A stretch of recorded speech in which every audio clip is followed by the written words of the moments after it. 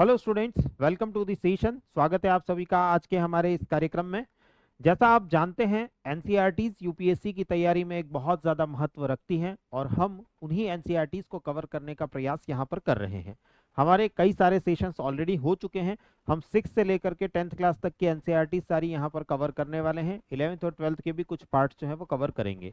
अभी हम 6 क्लास की एनसीईआरटी को पढ़ रहे हैं। इसके कुछ सेशंस हमारे हो चुके हैं ऑलरेडी। अगर आपने वो मिस कर दिए हैं, ऊपर आई बटन पर क्लिक करके उन सेशंस को जरूर देखें। 6 क्लास की एनसीईआरटी का पहला पार्ट जो है that is the why social sciences, सामाजिक विज्ञान क्यों, इस बारे में एक पूरा डिटेल सेशन मैंने आपके लिए किया है। वो पूरा इंट्रोडक्शन वाला पार्ट है।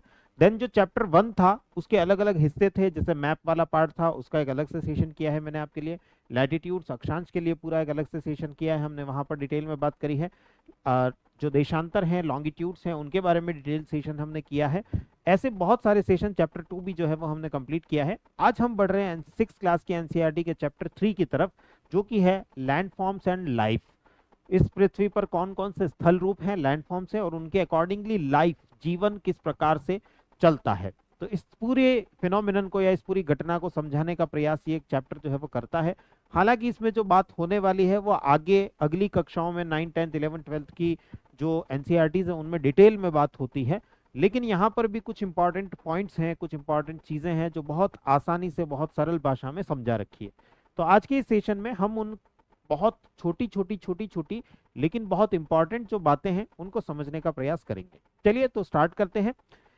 जो वाई सोशल साइंसेस वाला जो सेशन था उसके अंदर हमने बात करी थी कि सोशल साइंस को 5 थीम में बांटा जा सकता है। ये बात हम ऑलरेडी पहले कर चुके हैं। अगर आप वो सेशन मिस कर गए हैं, ऊपर आई बटन पर क्लिक करके आप उस सेशन को जरूर ज्वाइन करें, वो बहुत इंपॉर्टेंट है। जब तक आपने उस वाई सोशल साइंसेस को नहीं समझा, आप ये नहीं समझ पाएंगे कि एनसीईआरटी में ये कितना इंपॉर्टेंस रखता है और ये यूपीएससी में इतना क्यों इंपॉर्टेंट है। जब भी हम यूपीएससी की तैयारी की बात करते हैं तो ये सोशल साइंसेस वाला पार्ट इतना महत्वपूर्ण कैसे हो जाता है, इसको डिटेल में डिस्कस वहां पर किया गया है। तो उसको एक बार जरूर जा करके देखें।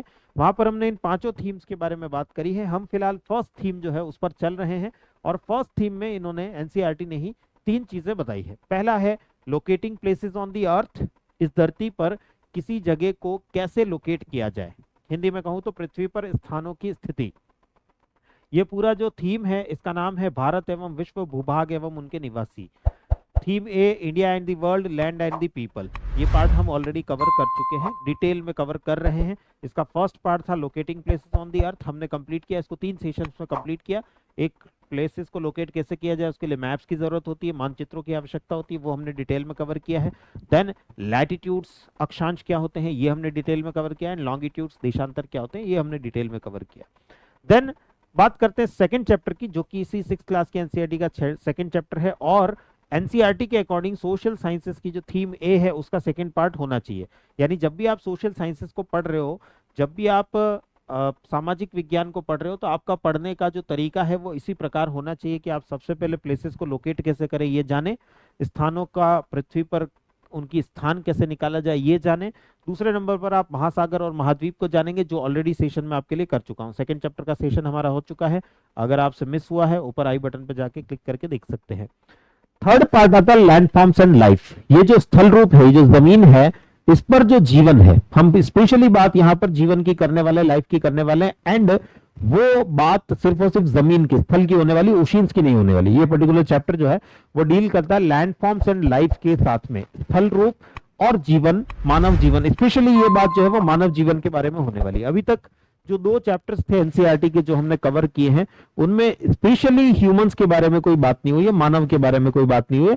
हमने ओवरऑल अर्थ की बात करी, पूरी पृथ्वी की बात करी, अगर जीवन की भी बात करी, लाइफ की भी बात करी, तो सभी प्रकार के प्लांट्स की, एनिमल्स की, सबकी बात करी है। लेकिन ये पर्टिकुलर आज का जो चैप्टर है ये बताने वाला है कि इस धरती पर, सरफेस पर जो डिफरेंट टाइप के लैंड फॉर्म्स होते हैं, स्थल रूप होते हैं, वो हमारे जीवन पर, यानी मानव जीवन पर या ह्यूमन सोसाइटी, मानव समाज पर किस प्रकार से प्रभाव डालते हैं।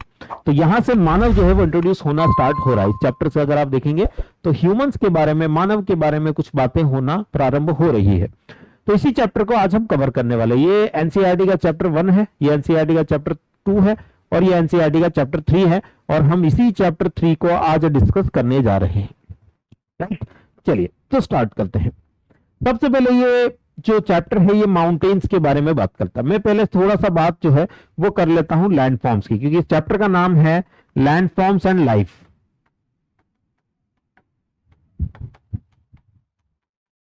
हिंदी में कहूं तो स्थल रूप।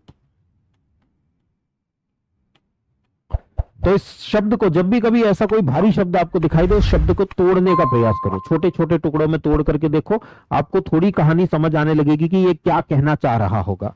अगर आप इस शब्द को तोड़ोगे, लैंड एंड फॉर्म्स, दो शब्द आपके सामने निकल कर आएंगे, लैंड एंड फॉर्म्स। हिंदी में भी अगर आप देखोगे, स्थल और उसके रूप, कहानी समझ आ जाती है कि हम यहाँ पर इस चैप्टर में जो वर्ड देख रहे हैं लैंड फॉर्म्स, वो क्या चीज दिखा रहा होगा, लैंड के फॉर्म्स को दिखा रहा होगा। आसपास हमारी जो लैंड है, स्थल है, जमीन है, स्थल हिंदी में जिसको हम कहते हैं, जमीन वाला पार्ट जो है, उसके कौन कौन से फॉर्म्स या अलग अलग रूप हो सकते हैं। इस जमीन के अलग अलग रूप हमें दिखाई देते हैं, जैसे माउंटेन्स दिखाई देते हैं, पर्वत दिखाई देते हैं, जैसे प्लेटो पठार दिखाई देते हैं, जैसे प्लेन्स मैदान दिखाई देते हैं, डेजर्ट्स मरुस्थल दिखाई देते हैं, कोस्टल एरिया तटीय क्षेत्र हमें दिखाई देता है, ऐसे बहुत सारे आइलैंड्स दिखाई देते हैं, द्वीप हमें दिखाई देते हैं। ऐसी बहुत सारी चीजें जो हैं वो हमें इस धरती पर दिखाई देती हैं, उनके बारे में बात यहां पर होने वाली है। हालांकि अगर आप देखें तो लैंडफॉर्म्स टोपोग्राफी नाम का एक पूरा डिटेल्ड चैप्टर जो है 11th क्लास के एनसीईआरटी के अंदर होता है, physical fundamentals of physical geography, भौतिक भूगोल के मूल स्वरूप नाम की जो 11th क्लास की एनसीईआरटी है, उसके अंदर डिटेल में बात होती है। बट ये 6th क्लास की एनसीईआरटी, 6th क्लास का बच्चा छोटा होता है, तो उसके लिए उतना डिटेल में बात यहाँ पर नहीं हो रही है। यहाँ पर बहुत सिंपल सिंपल से पर्वत क्या होते हैं, माउंटेन्स क्या होते हैं और उनका जीवन पर क्या प्रभाव पड़ता है, प्लेटूज क्या होते हैं, पठार क्या होते हैं, उनका जीवन पर क्या प्रभाव पड़ता है, ऐसी ऐसी कुछ बेसिक सी बातें जो काफी ज्यादा फंडामेंटल है। मतलब इस पार्ट को, जो हमारे आसपास का जो कुछ भी नेचुरल एनवायरनमेंट है, प्राकृतिक पर्यावरण है, उसका हमारे ऊपर, हमारे यानी मानव समाज के ऊपर, ह्यूमन सोसाइटी के ऊपर किस प्रकार से इंपैक्ट आता है, किस प्रकार से प्रभाव आता है, ये समझाने का प्रयास ये चैप्टर करने वाला है। तो लैंडफॉर्म्स बहुत सिंपल टाइप के लैंडफॉर्म्स की बात यहाँ पर होने वाली है। माउंटेन्स की बात होगी, प्लेटूज की बात होगी, प्लेन्स की बात होगी, पर्वत पठार मैदान, इनके बारे में बात होगी। तो उसी पार्ट को हम यहाँ पर कवर कर रहे हैं, क्योंकि 6th क्लास की एनसीईआरटी, 6th क्लास का बच्चा बहुत छोटा होता है, तो उसके लिए उन्होंने सिर्फ छोटे छोटे या मेजर जो लैंडफॉर्म्स होते हैं, फिर उनके भी बहुत सारे टाइप्स होते हैं, वो सब टाइप्स यहाँ पर नहीं कवर किए, वो सब 11th क्लास की एनसीईआरटी में कवर होते हैं। तो बात करते हैं माउंटेन्स की। माउंटेन्स का सिंपल सा लॉजिक ये होता है, माउंटेन्स जनरली इस टाइप के होते हैं, इनका बेस अगर आप देखोगे, आधार अगर आप देखोगे तो चौड़ा होता है, टॉप को, शीर्ष को अगर आप देखोगे सकड़ा होता है, नैरो होता है। ऐसा शेप जब हमें दिखाई देता है तो जनरली हम इन्हें माउंटेन्स के रूप में देखते हैं, पर्वतों के रूप में देखते हैं। तो इनके स्टीप स्लोप्स होते हैं, खड़ी ढलान होती है और सकड़ी चोटियां होती हैं। पीक्स जो है वो काफी नैरो होते हैं, ये वाला हिस्सा काफी नैरो होता है और ये वाला जो पार्ट है, ढलान जो है, स्लोप जो है, वो काफी ज्यादा देखने को मिलता है। इनको जनरली हम माउंटेन्स के रूप में देखते हैं, पर्वतों के रूप में देखते हैं। जैसे अगर हम बात करें हिमालय, एग्जाम्पल की बात करें, उदाहरण, तो हिमालय जो है वो एक यंग फोल्ड माउंटेन है। माउंटेन्स बहुत सारे प्रकार के होते हैं, फोल्डेड माउंटेन होते हैं, ब्लॉक माउंटेन होते हैं, हॉस्ट माउंटेन होते हैं, जो इस चैप्टर में नहीं कवर किया गया। ये सब टाइप जो अलग अलग मैं बता रहा हूँ, इस चैप्टर में नहीं कवर किया गया, तो अपन भी आज के इस सेशन में तो उनके बारे में बात नहीं करेंगे, पर आगे फर्दर एनसीईआरटी के जिस भी चैप्टर में वो हैं, अगली क्लासेस में 9th क्लास के एनसीईआरटी, 11th क्लास के एनसीईआरटी, जब अपन उस चैप्टर को पढ़ेंगे वहां डिटेल में बात करेंगे। तो यहां ये बता रहा है कि माउंटेन, पर्टिकुलर हिमालय जो है वो एक फोल्ड माउंटेन है, फोल्ड की वजह से बनने वाला माउंटेन है। हिंदी में इसे बलित पर्वत कहा जाता है। एंड ये यंग है, युवा है, यानी इसकी उम्र बहुत कम है। अगर आप हिमालय को देखेंगे तो उसकी उम्र है मोटा मोटी 1 करोड़ साल, 10 मिलियन ईयर जो है वो है बनने की, मतलब जब से वो बनना शुरू हो गया था। उसके बनने का प्रोसेस तो बहुत पहले से स्टार्ट हो गया था, ऑलमोस्ट 100 मिलियन ईयर्स, 10 करोड़ साल पहले से ही स्टार्ट हो गया था उसके बनने का प्रोसेस। बट आज जैसा हिमालय जो ऊंचा उठा हुआ दिख रहा है, वैसा उठने का प्रोसेस आज से लगभग 1 करोड़ साल पहले या 10 मिलियन ईयर्स पहले हमें देखने को मिलता है। स्टिल आप सोचोगे सर 1 करोड़ साल पुराना है, फिर भी हम कह रहे हैं ये यंग है। यस, डेफिनेटली ये यंग है, क्योंकि माउंटेन्स की दुनिया में अगर हम जाएं, पर्वतों की दुनिया में अगर हम जाएं, तो बहुत सारी ओरोजेनीज हुई है, बहुत सारे पर्वत निर्माण काल, ओरोजेनी को हिंदी में कहते हैं पर्वत निर्माण काल। ऐसे ऐसे टाइम आए हैं जब इस धरती पर बहुत सारे माउंटेन्स बने हैं। उसमें से जो सबसे लास्ट वाली ओरोजेनी रही है, उसमें से जो सबसे अंतिम वाला पर्वत निर्माण काल रहा है, उसी में हिमालय बन रहा है। हिमालय हो गया, आल्प्स हो गया, ये कुछ माउंटेन्स है जो अभी अभी यंग माउंटेन्स है, अभी अभी बनना प्रारंभ हुए हैं। कुछ बहुत पुराने भी है, जैसे अगर हम भारत में बात करें, भारत का सबसे प्राचीन, सबसे ओल्डेस्ट माउंटेन जो है, एंशियंट माउंटेन जो है, दैट इज अरावलीज। उसके बारे में भी बात करता है, older range like Aravallis are born due to the erosion. पुराने जो माउंटेन है उनका इरोजन हो गया। अरावली भी कभी ऐसी थी, लेकिन अब उसका इरोजन हो गया, आज हमें ऐसी ही दिख रही है। ऐसे माउंटेन्स को हम जनरली रेजिडुअल माउंटेन कहते हैं, या हिंदी में अवशिष्ट पर्वत के नाम से जानते हैं। इंग्लिश में रेजिडुअल या रेलिक्ट माउंटेन कहा जाता है उनको। तो अरावली कुछ ऐसा ही हमें एक पर्वत देखने को मिल रहा है। राइट, तो हिमालय तो काफी ज्यादा ऊंचा है, काफी शार्प है, काफी तीखा है। इसकी पीक्स अगर आप देखेंगे काफी शार्प है। और वर्ल्ड में अगर आप देखें 8000ers, 8000 जिनको कहा जाता है, यानी जिनकी ऐसी पीक्स, ऐसे शीर्ष या ऐसी पर्वत चोटियां जिनकी ऊंचाई समुद्र तल से 8000 मीटर से ज्यादा है, उनको 8000ers कहा जाता है, 8000 ही कहा जाता है। और अगर आप पूरे वर्ल्ड में घूम लें तो पूरे वर्ल्ड में 8000ers जो हैं वो सिर्फ हिमालयाज में ही मिलने वाले। हिमालय पर्वत के पास ही 8000 पर्वत है, अदरवाइज किसी के भी पास नहीं है, क्योंकि हिमालय जो है वो काफी नया है, तो इसकी हाइट भी काफी ज्यादा है।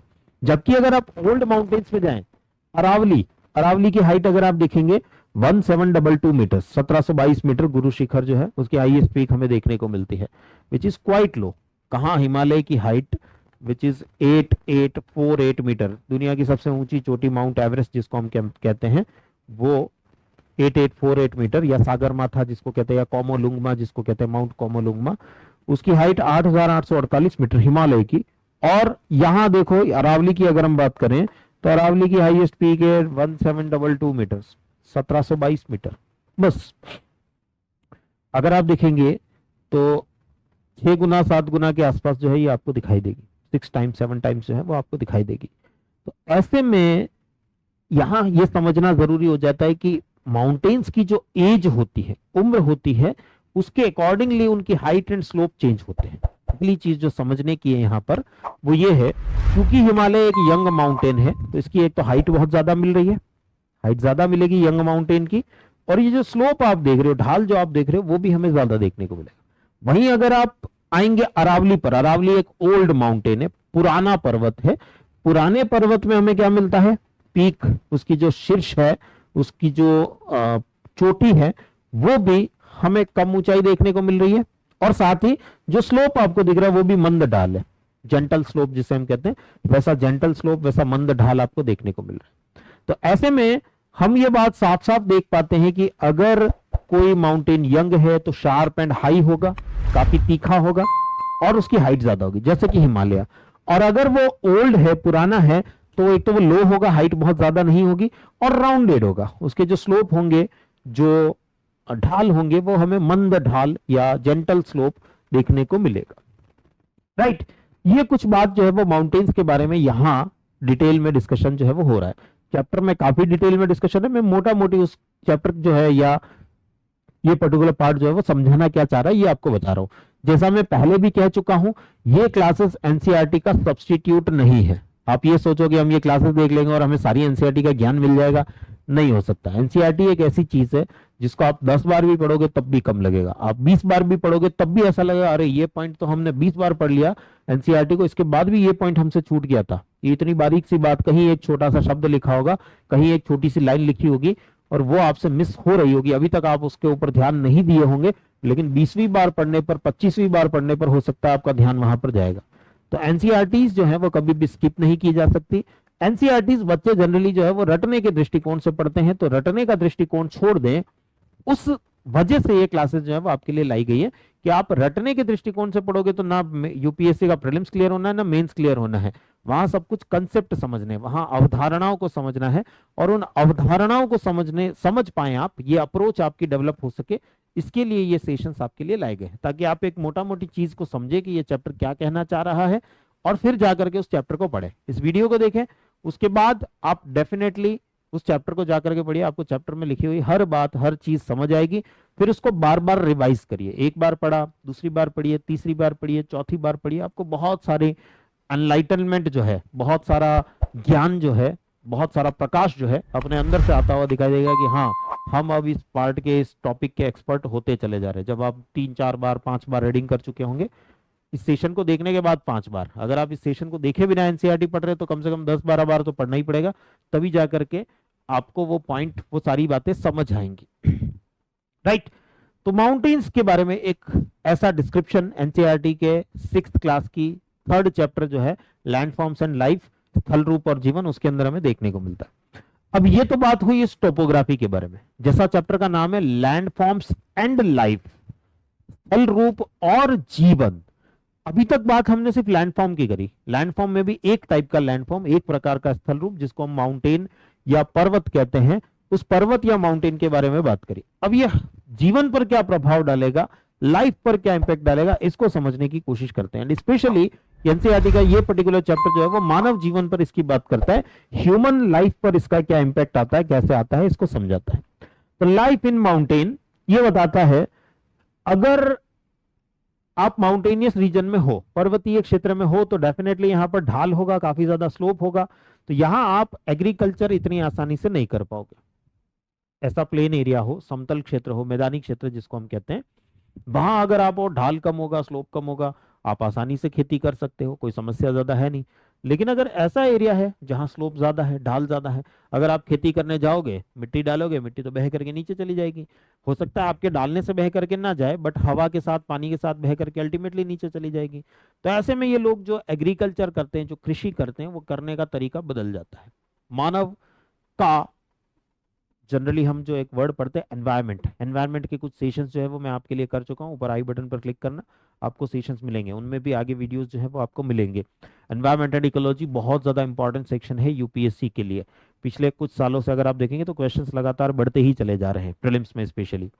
तो ऐसे में एनवायरनमेंट जो वर्ड होता है वो बात ही करता है कि हमारे आसपास क्या है और उसका हम पर प्रभाव क्या है और हमारा उस पर प्रभाव क्या है, इंटरैक्शन, अन्योन्य क्रिया जिसको कहा जाता है, ये सबसे इंपॉर्टेंट पार्ट है। हमारे आसपास क्या है, सिर्फ यही पर्यावरण नहीं होता है, हमारे आसपास की चीजों का हम पर क्या प्रभाव है, हमारे आसपास जो भी चीजें, बायोटिक एंड एबायोटिक एलिमेंट, जैविक और अजैविक कारक, और वो जैविक और अजैविक कारक जो है वो हम पर किस प्रकार प्रभाव डाल रहे हैं, मानव पर किस प्रकार प्रभाव डाल रहे हैं, या दूसरी चीजों पर किस प्रकार प्रभाव डाल रहे हैं, और हमारा उन पर क्या प्रभाव है, इस सारी स्टडी को इकोलॉजी कहा जाता है। ये सारा जो अध्ययन है, स्टडी है, इसको इकोलॉजी कहा जाता है। और यहाँ अगर आप देखेंगे तो उसी इकोलॉजी का एक बहुत छोटा सा बेसिक सा पार्ट आपको सीखने को मिल रहा है।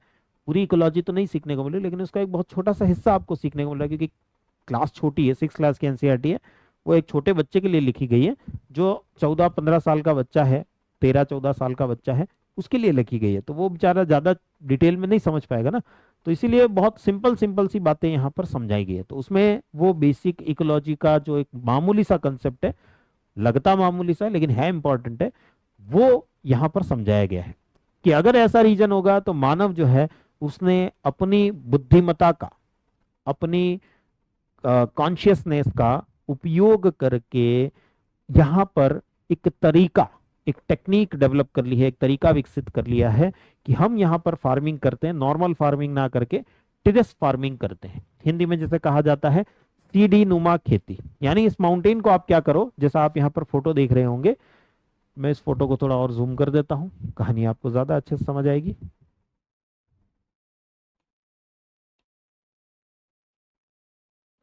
ये आप फोटो देख रहे होंगे, ये माउंटेन का स्लोप था ऐसा, लेकिन इस स्लोप को ठेंगा दिखाते हुए जो मानव है उसने क्या किया है, ये स्लोप हमारे लिए प्रॉब्लम क्रिएट कर रहा था, ये ढाल जो है वो हमारे लिए समस्या पैदा कर रहा था कि हम खाएं कैसे, खाने के लिए उगाएं कैसे, खेती कैसे करें, एग्रीकल्चर कैसे परफॉर्म किया जाए। तो इन्होंने, मानव ने, मतलब हमने आज नहीं, आज से हजारों साल पहले ही हमने ये तरीका निकाल लिया कि हम इस खेत को कुछ ऐसा बना सकते हैं, सीढ़ी जैसा बना सकते हैं। ये जो टेरेस की तरह स्ट्रक्चर बना दिया हमने, this is non as terrace farming, या हिंदी में कहा जाता है इसे सीढ़ी नुमा खेती। सॉइल इरोजन रुक गया है, सॉइल, ऐसे ढाल होता तो मिट्टी आसानी से बह के जाती, लेकिन उस ढाल को हमने जगह जगह पर कम कर दिया। यहाँ ढाल 0, यहाँ स्लोप 0, यहाँ स्लोप 0, यहाँ स्लोप 0 0 0 0, तो पानी के साथ में, हवा के साथ में वो जो मिट्टी बह कर जा रही थी, उसी को हम सॉइल इरोजन कहते हैं या मृदा अपरदन कहते हैं, वो नहीं हो पाएगा या कम होगा, होगा भी तो कम, इससे तो कम ही होगा, इस वाले तरीके से तो कम ही होगा। हम सीधा सीधा ऐसे ढाल पे खेती करते हैं, हमारा सारी मिट्टी जो है वो ऊपर से नीचे पहुंच जाती है, ऊपर तो कुछ बचता ही नहीं। लेकिन इस तरीके से खेती करने पर हमारी मिट्टी जो है वो ऊपर भी बची रहती है, पूरे पहाड़ पर खेती एग्रीकल्चर परफॉर्म किया जा सकता है, राइट। तो यहाँ रहने वाले जो लोग हैं वो सीढ़ी नुमा खेती करते हैं। ये पहला प्रभाव है, खेती करने का एक तरीका, टेक्निक हमने यहाँ डेवलप कर ली है। दूसरा, एक और आजीविका का तरीका है हर्डिंग। लोग जो है वो अपना जीवन जो है वो कैसे जी सकते हैं, किस प्रकार से जी सकते हैं। यहाँ बहुत सारी घास होती है, जनरली पहाड़ी क्षेत्र जो होते हैं उनके अंदर बहुत सारी घास होती है, तो आप पशुपालन कर सकते हैं। स्पेशली जैसे भारत में अगर हम बात करें तो भारत में हिमालय वाला जो क्षेत्र है वहाँ पर बहुत सारी ट्राइब्स ही ऐसी हैं, जनजातियां ही ऐसी हैं जिनका पुश्तैनी काम यही रहा है हजारों सालों से। वो वहाँ पर पशुचारण ही करते आ रहे हैं, बेड़े चरा रहे हैं, बकरियां चरा रहे हैं। हिमाचल प्रदेश, उत्तराखंड, जम्मू एंड कश्मीर, यहाँ अगर आप जाएंगे गुज्जर, बकरवाल, भोटिया, ये जो ट्राइब्स हैं, जनजातियां हैं, ये सब पशुचारण का काम ही करते आई हैं, पशुचारण का काम। क्योंकि आजीविका चलानी है ना। हम आज के समय की बात नहीं कर रहे, आज के समय में आपको बहुत सारी चीजें आसान लगती है कि अरे सर क्या बड़ी बात है सर, हमारे यहाँ पैदा नहीं होगा तो हम दूसरी जगह से खरीद के ले आएंगे सर, हिमाचल प्रदेश में नहीं खरीद के होगा तो उत्तर प्रदेश से खरीद के ले आएंगे। ये आज के समय में संभव है, आज के समय में ट्रांसपोर्टेशन बहुत अच्छा है, कम्युनिकेशन बहुत अच्छा है, तो ये संभव हो पाता है। लेकिन हम जब से मानव सभ्यता डेवलप हुई है तब से बात कर रहे हैं, जब से मानव सभ्यता, ह्यूमन सिविलाइजेशन डेवलप हुई है, विकसित हुई है, आज से लगभग 10-11 हजार साल पहले से, जब से हमने खेती करना स्टार्ट किया है, एग्रीकल्चर स्टार्ट किया है, तब से आज तक हम अगर बात करें तो तब से ये तरीके जो हैं पिछले कई हजारों सालों से चलते आ रहे हैं। पिछले 200-300 सालों में ये चीजें बदली हैं, 100-200 सालों में, विशेष रूप से पिछले 100 सालों में बहुत ज्यादा बदली हैं ये। लेकिन हम उससे पहले के हजारों सालों की बात कर रहे हैं। जो एनवायरमेंट का हमारे ऊपर इम्पैक्ट रहा है, प्रभाव रहा है, उसको समझने की कोशिश कर रहे हैं। तो यहाँ पर हर्डिंग जो है वो होती रही है, बहुत सारी जनजातियां ट्रेडिशनली, पारंपरिक रूप से यही काम करती आती रही हैं। इसके अलावा पिलग्रिमेज, आप एक और चीज देखेंगे, यहाँ पर ज्यादातर आपको जो है पिलग्रिमेज दिखाई देगा। पिलग्रिमेज या हम कहें हिंदी में तीर्थ यात्राएं। भारत में अगर आप मुख्य तीर्थ यात्राओं के स्थान देखेंगे, केदारनाथ, उत्तराखंड में अगर हम बात करें केदारनाथ, बद्रीनाथ, आप वहाँ क्यों जाते हैं? धार्मिक मान्यता है ना, जबरदस्त धार्मिक मान्यता है। अगर मैं सिख धर्म को इंक्लूड कर लूँ, उत्तराखंड में ही हेमकुंड साहिब, चक्राता, ऐसी कुछ जगह हैं जहाँ पर कि जो सिख धर्म के लोग हैं वो मत्था टेकने जाते हैं। ये सब धार्मिक मान्यताएं कैसे जुड़ रही हैं? पर्वतों का अपना एक इम्पैक्ट है, एक प्रभाव है, और लोग वहां पर पहुंचे, वहां पर जाएं, इसके लिए ये धार्मिक मान्यताएं जो है वो यहाँ पर जुड़ चुकी हैं। तो मैं किसी की धर्म पर बात नहीं कर रहा हूँ, धार्मिक मान्यताएं जो है विशेष रूप से इन पर्वतों के साथ में आप खुद को जोड़ सके। आज से अगर आप 1200 साल पहले देखेंगे, आदि गुरु शंकराचार्य जो है 8वीं शताब्दी में, 8th सेंचुरी में, वो भारत में 4 धाम स्थापित करते हैं। 4 धाम 4 वैरायटी को लिए हुए, 4 अलग अलग प्रकार की वैरायटीज जो है। पूर्वी भारत की वैरायटी अलग टाइप की है, तो वेस्टर्न इंडिया की वैरायटी अलग टाइप की है, तो नदर्न इंडिया का जो कल्चर है, जो खान पान है, वो बहुत अलग टाइप का, तो सदर्न इंडिया का बहुत अलग टाइप का। और चारों को जोड़ सके, वो चारों को एक साथ जोड़ा जा सके, ये काम जो है वो उन्होंने करने का प्रयास किया। इवन दैट रामेश्वरम जो है, जो भारत के सबसे सुदूर दक्षिण में स्थित है, वहां पर गंगोत्री का जल लाया जाएगा। गंगोत्री से जल ला करके वहां पर जो है रामेश्वरम का जो ज्योतिर्लिंग है उसको स्नान करवाया जाएगा। ऐसा क्यों? ये ट्रेडिशंस, ये परंपराएं क्यों हैं? साइंटिफिक वे में देखें, कहानियां हैं उन सब के पीछे, कुछ ना कुछ माइथोलॉजिकल स्टोरीज हैं, कुछ कहानियां हैं, पर हम उन कहानियों को एक बार साइड पे रखते हुए लॉजिकल रीजनिंग तरीके से अगर हम देखें तो उन सब में जो सबसे बड़ी चीज जो दिखाई देती है, भारत की एकता बनी रहे। क्योंकि भारत में बहुत ज्यादा डाइवर्सिटी है, विविधता है, और उन सबके अपने अपने प्रभाव है। तो कोई ये ना समझ ले कि पर्वतों के रहने वाले लोग जो उनका जीवन जीने के तरीके को ही हम कल्चर कहते हैं, संस्कृति कहते हैं, कि कोई व्यक्ति वहां रह रहा है, वो किस प्रकार से जीता होगा, उसका खान पान कैसा होगा, वो क्या काम करता होगा, वो किस प्रकार का पहनावा होगा, किस प्रकार के घर बनाते होंगे, आर्किटेक्चर कैसा होगा, ये सब चीजें, क्या चीजें उगाते होंगे, क्या खाते होंगे, क्या पालते होंगे, कौन कौन से पशु पालते होंगे, all those things, those are the culture, संस्कृति। तो वो संस्कृतियां जो हैं उनके कुछ अपने तरीके बन गए, जिनको हम परंपराएं, ट्रेडिशंस के रूप में देखते हैं। वो ट्रेडिशन उन संस्कृतियों को बचा के रखे, इसके लिए वो परंपराएं जो है वो बनाई गई हैं। लेकिन कहीं भारत का दक्षिण में रहने वाला व्यक्ति ये ना सोचे कि नॉर्थ इंडिया के रहने वाले लोगों का कल्चर ही अलग है, यानी रहने का तरीका, खाना पीना, एग्रीकल्चर, भाषा वगैरह सब कुछ अलग है, तो ये हमसे अलग है, ये सोच ना आ जाए, ये डाइवर्सिटी के बावजूद वो जो यूनिटी है, वो जो एकता है, वो खत्म ना हो जाए, इसलिए इस प्रकार के ट्रेडिशंस, परंपराएं बनाए गए कि आप चार धाम की यात्रा पर जाएंगे, आप अलग अलग ज्योतिर्लिंग की यात्रा पर जाएंगे, आप दक्षिण भारत में अलग अलग मंदिरों की यात्रा पर जाएंगे, तिरुपति बालाजी की मंदिर की यात्रा पर जाएंगे, मल्टीपल यात्रास, मल्टीपल पिलग्रिमेज जो है वो बनाए गए। और उसी में पर्वतों को भी अगर आप देखें, जो माउंटेनियस रीजन है, पर्वतीय क्षेत्र है, उनका भी पिलग्रिमेज जो है वो बहुत बड़ा रोल प्ले करता है। भारत के बड़े बड़े मंदिर आपको मिलेंगे, वैष्णो देवी जम्मू एंड कश्मीर में जाकर के देखिए, वैष्णो देवी एक बहुत बड़ा मंदिर है। कश्मीर वाले रीजन में अमरनाथ एक बहुत बड़ा मंदिर है। अगर आप हिमाचल प्रदेश में आएंगे, काफी सारे माताओं के मंदिर है, कांगड़ा देवी, ज्वाला देवी, ये सब जो है वो मंदिर आपको वहां पर दिखाई देंगे। अगर आप ट्रांस हिमालयन रीजन में जाएंगे, बौद्ध धर्म के बहुत सारे स्तूप, मोनास्ट्रीज जो हैं वो आपको देखने को मिलेंगी।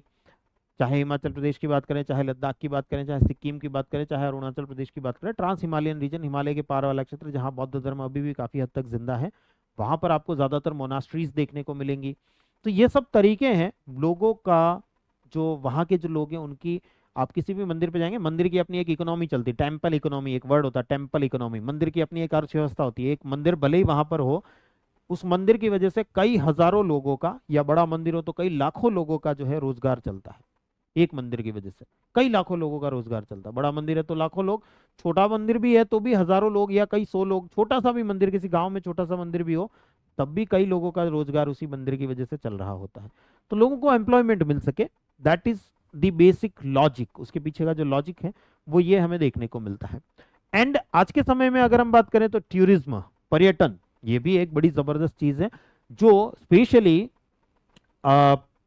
जो लोग घूमना चाहते हैं, किसी प्रकार का रिक्रिएशन करना चाहते हैं, आज के समय में ये ज्यादा है, क्योंकि आज के समय में लोगों की परचेसिंग पावर ज्यादा है, क्रय शक्ति ज्यादा है, तो लोग घूमना चाहते हैं। पहले के समय में बहुत कम ही होता था, पहले के समय में लोग जीवन में एक बार तीर्थ यात्रा चले जाते, बहुत बड़ी बात हो जाती थी। आज से 100 साल पहले, 200 साल पहले अगर हम बात करें, तो एक गांव में अगर 100 लोग रह रहे हैं तो 100 में से 10-20 लोग ही हो पाते थे जो भी जीवन में एक बड़ी यात्रा कर पाते थे, वरना ज्यादातर तो कर भी नहीं पाते थे। लेकिन कुछ 10-20 लोग जो थोड़े बहुत संपन्न हैं वो यात्राएं कर पाते थे।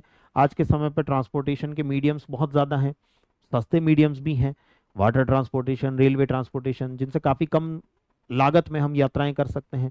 तो लोग आज के समय पर यात्राएं ज़्यादा कर रहे हैं, लेकिन उस समय पर बहुत कम होता था। और उस समय पर भी टूरिज्म जो है वो इतना डेवलप नहीं था, वो पिलग्रिमेज वाला पार्ट ज़्यादा था। लेकिन आज के समय पर पिलग्रिमेज के साथ साथ टूरिज्म जो है, पर्यटन जो है, वो भी बहुत ज़्यादा बढ़ता चला जा रहा है। आप देख रहे हैं भारत में हर जगह पर टूरिस्ट सर्किट्स जो है वो डेवलप होते चले जा रहे हैं, चाहे वो पहाड़ी क्षेत्र हो, चाहे दक्षिण भारत का क्षेत्र हो। रामायण सर्किट अलग बनाया जा रहा है, तो बुद्ध सर्किट अलग बनाया जा रहा है, अलग अलग प्रकार के सर्किट्स जो है वो बनाए जा रहे हैं।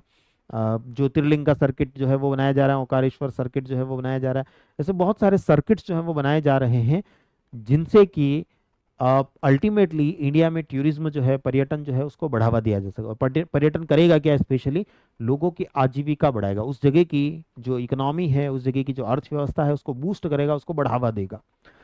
तो वो माउंटेन्स जो है वो बहुत ज्यादा अट्रैक्ट करते हैं। आप घूमने के लिए जाना चाहेंगे, कहाँ जाएंगे साहब? शिमला जाएंगे साहब, मनाली जाएंगे साहब, सिक्किम जाएंगे, दार्जिलिंग जाएंगे, क्यों जाएंगे?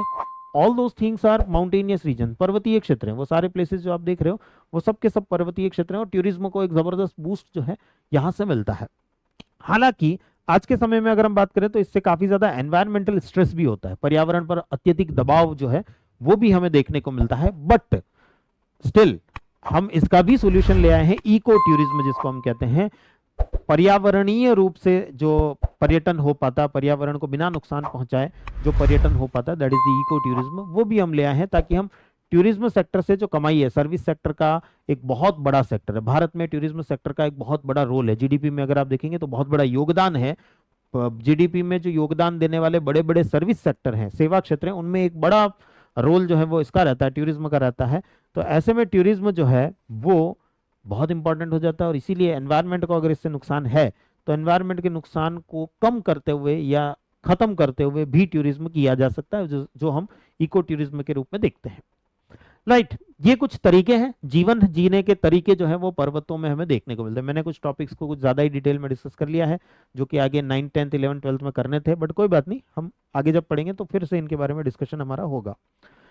इसके अलावा अगर आप देखें तो मनुष्य जो होता है ना, मानव जो होता है, जब उसका पेट भरा हो, जब उसके पास में अच्छा पैसा हो, तो वो साहित्य की तरफ, आर्ट की तरफ, कला की तरफ जाता है। और कला के बहुत सारे रूप होते हैं, जैसे पेंटिंग हो गया, ड्राइंग हो गया, स्कल्पचर्स, मूर्तियां हो गई, आर्किटेक्चर हो गया, वास्तुकला हो गई। वैसे लिटरेचर, साहित्य, वो भी अपने आप में कला को दिखाने का एक तरीका है। और वो कला जो है, वो जो खास तौर से अगर हम लिटरेचर की बात करें, साहित्य की बात करें, तो हम यहाँ पर देखते हैं कालिदास। कालिदास का नाम आप सभी लोगों ने सुना ही होगा। आज से लगभग 1500 साल पहले जो है कालिदास को हम देखते हैं, तो इतिहास में हम हिस्ट्री के चैप्टर्स आगे पढ़ेंगे तो वहां पर कालिदास का डिस्क्रिप्शन भी आएगा। वो कहता है कालिदास, लिखते हैं, Himalayas stretch from oceans to ocean, shaking deodar trees with Ganges breeze. Himalaya एक सागर से दूसरे सागर तक फैला है, जो गंगा की हवा से देवदार के पेड़ों को झकझोरता है। उन्होंने एक साथ सारी चीजों को जोड़ने का प्रयास किया है। हिमालय एक पर्वत है, माउंटेन है, हम बात माउंटेन्स की ही कर रहे हैं। हिमालय एक पर्वत है जो एक दूसरे टाइप के लैंडफॉर्म, स्थल रूप, जिसको हम ओशियंस कहते हैं, महासागर कहते हैं, उससे जोड़ता है। और वहां पर अगर आप देखें तो एक और प्रकार का लैंडफॉर्म, स्थल रूप, जिसे हम नदी कहते हैं, उसका भी एक एग्जांपल गंगा रिवर, गंगा नदी का भी एग्जांपल जो है इन्होंने यहां पर दिया है। और उसके साथ में किस प्रकार के पेड़ देखने को मिलते हैं, जो हिमालय वाला क्षेत्र है स्पेशली, उसमें देवदार नाम के पेड़ हमें देखने को मिलते हैं।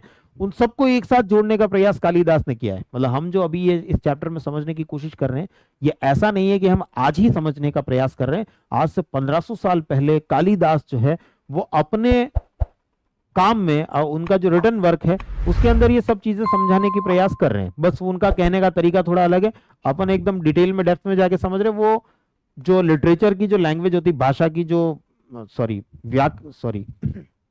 साहित्य की जो भाषा होती है, उस साहित्यिक भाषा में, लिटरेचर की लैंग्वेज में उस बात को कहने का प्रयास यहां पर कर रहे हैं। राइट। तो ऐसा नहीं है कि ये कंसेप्ट हम आज ही समझ रहे हैं, ये कंसेप्ट आज से 1500 साल पहले कालिदास भी समझ रहे हैं। वो अपनी भाषा में, अपने साहित्य में उस कंसेप्ट को लाने की कोशिश कर रहे हैं। तो ये कंसेप्ट हमेशा से समझा जाता रहा है, हमें आज समझने की जरूरत है। हम ये कंसेप्ट नहीं समझोगे जब तक, तब तक आप उन लोगों की सेवा कैसे कर पाओगे जो इन कंसेप्ट से जुड़े हुए हैं। इसीलिए ये कंसेप्ट सारे एनसीईआरटीज में डाले हुए हैं। सोशल साइंसेस क्यों है, मैं जैसा पहले बात कर चुका हूं, वाई सोशल साइंसेस में, वो वाई सोशल साइंसेस इसीलिए बात करती है कि हम इन सारी छोटी छोटी चीजों को समझ पाए, तो हम ज्यादा बेहतर तरीके से एक सिविल सर्वेंट बन पाएंगे।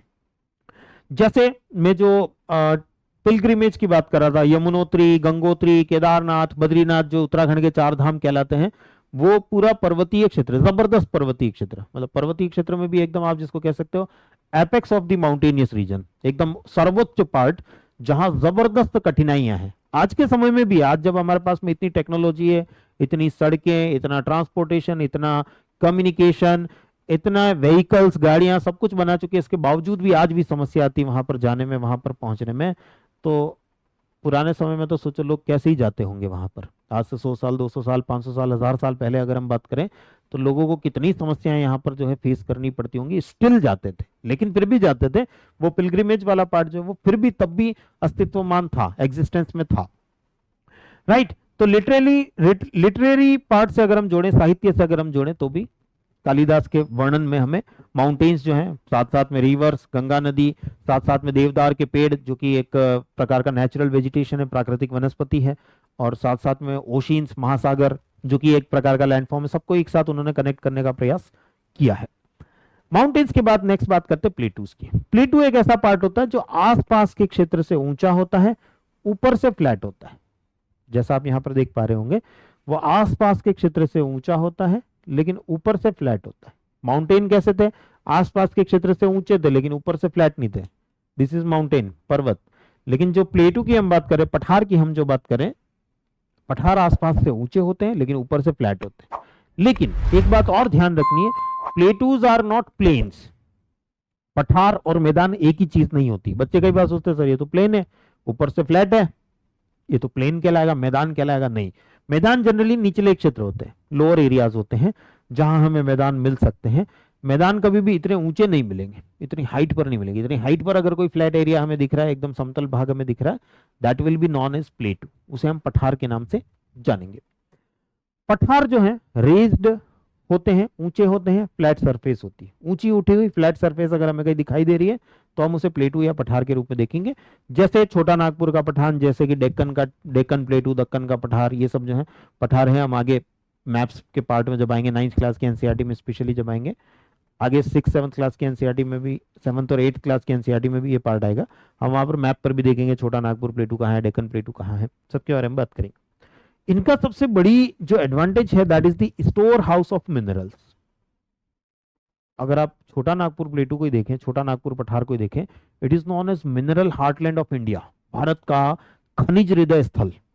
छोटा नागपुर पठार जो है भारत का खनिज हृदय स्थल कहलाता है, यानी जितने प्रकार के खनिज यहाँ मिलते हैं छोटा नागपुर में, उतने भारत में कहीं भी नहीं मिल रहे, भारत के किसी और रीजन में नहीं मिल रहे। जितने प्रकार के मिनरल्स खनिज जो हैं वो यहाँ छोटा नागपुर प्लेटू में हमें देखने को मिल रहे। तो जनरली जो प्लेटूज हैं, जो पठार हैं, those are the storehouses of minerals. बहुत सारे प्रकार के मिनरल्स, बहुत सारे प्रकार के खनिज। खनिज या मिनरल्स क्या होता है वैसे हम आगे चैप्टर्स में बात करेंगे, बट जो कुछ भी धरती के अंदर से निकाल के लाया जाए, पृथ्वी को खोद करके एक्सकवेशन करके बाहर निकाल कर लाया जाए, धरती को खोदना कहलाता माइनिंग, और माइनिंग करके जो कुछ भी मटेरियल मिला that is non as mineral. Mining से ही वर्ड बना है मिनरल। हिंदी में कहूं तो धरती को खोदना कहलाता है खनन, और खनन से जो कुछ भी बाहर निकल करके आया उसे हम खनिज के रूप में जानते हैं, राइट। जैसे अगर हम बात करें तिब्बतन प्लेटू, तिब्बत का पठार, it is the largest and highest प्लेटू on this earth. इस पूरी पृथ्वी पर, इस पूरी धरती पर अगर हम देखें, इससे बड़ा कोई पठार नहीं, इससे ऊंचा कोई पठार नहीं। सबसे ऊंचा, सबसे बड़ा पठार तिब्बत का पठार। ये इतना बड़ा और इतना ऊंचा है कि इसको एक टाइटल दे दिया हमने, रूफ ऑफ द वर्ल्ड, संसार की छत। हिंदी में से कहा जाता है संसार की छत। इसे रूफ ऑफ द वर्ल्ड के नाम से जाना जाता है, संसार की छत के नाम से जाना जाता है। इतना ऊंचा है और इतना बड़ा है। छत होती है ना, बहुत लंबे चौड़े एरिया को कवर करती है, तो ये बहुत लंबे चौड़े एरिया को कवर कर रहा है, ऊंचाई भी अच्छी खासी है। That is why it is known as roof of the world. पूरी संसार की छत के रूप में इसे देखा जाता है। बहुत सारे प्रकार के मिनरल्स यहाँ मिलते हैं, जैसे कि कोयला, लोहा, मैंगनीज।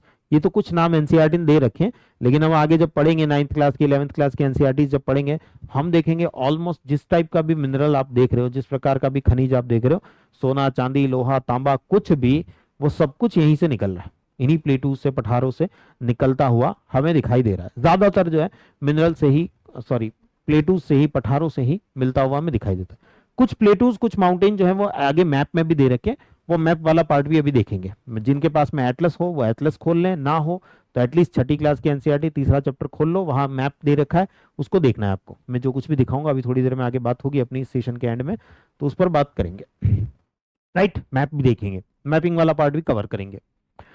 छोटा नागपुर प्लेटू, जैसा मैंने आपको बताया, इंडिया मिनरल हार्टलैंड, भारत का खनिज हृदय स्थल कहा जाता है।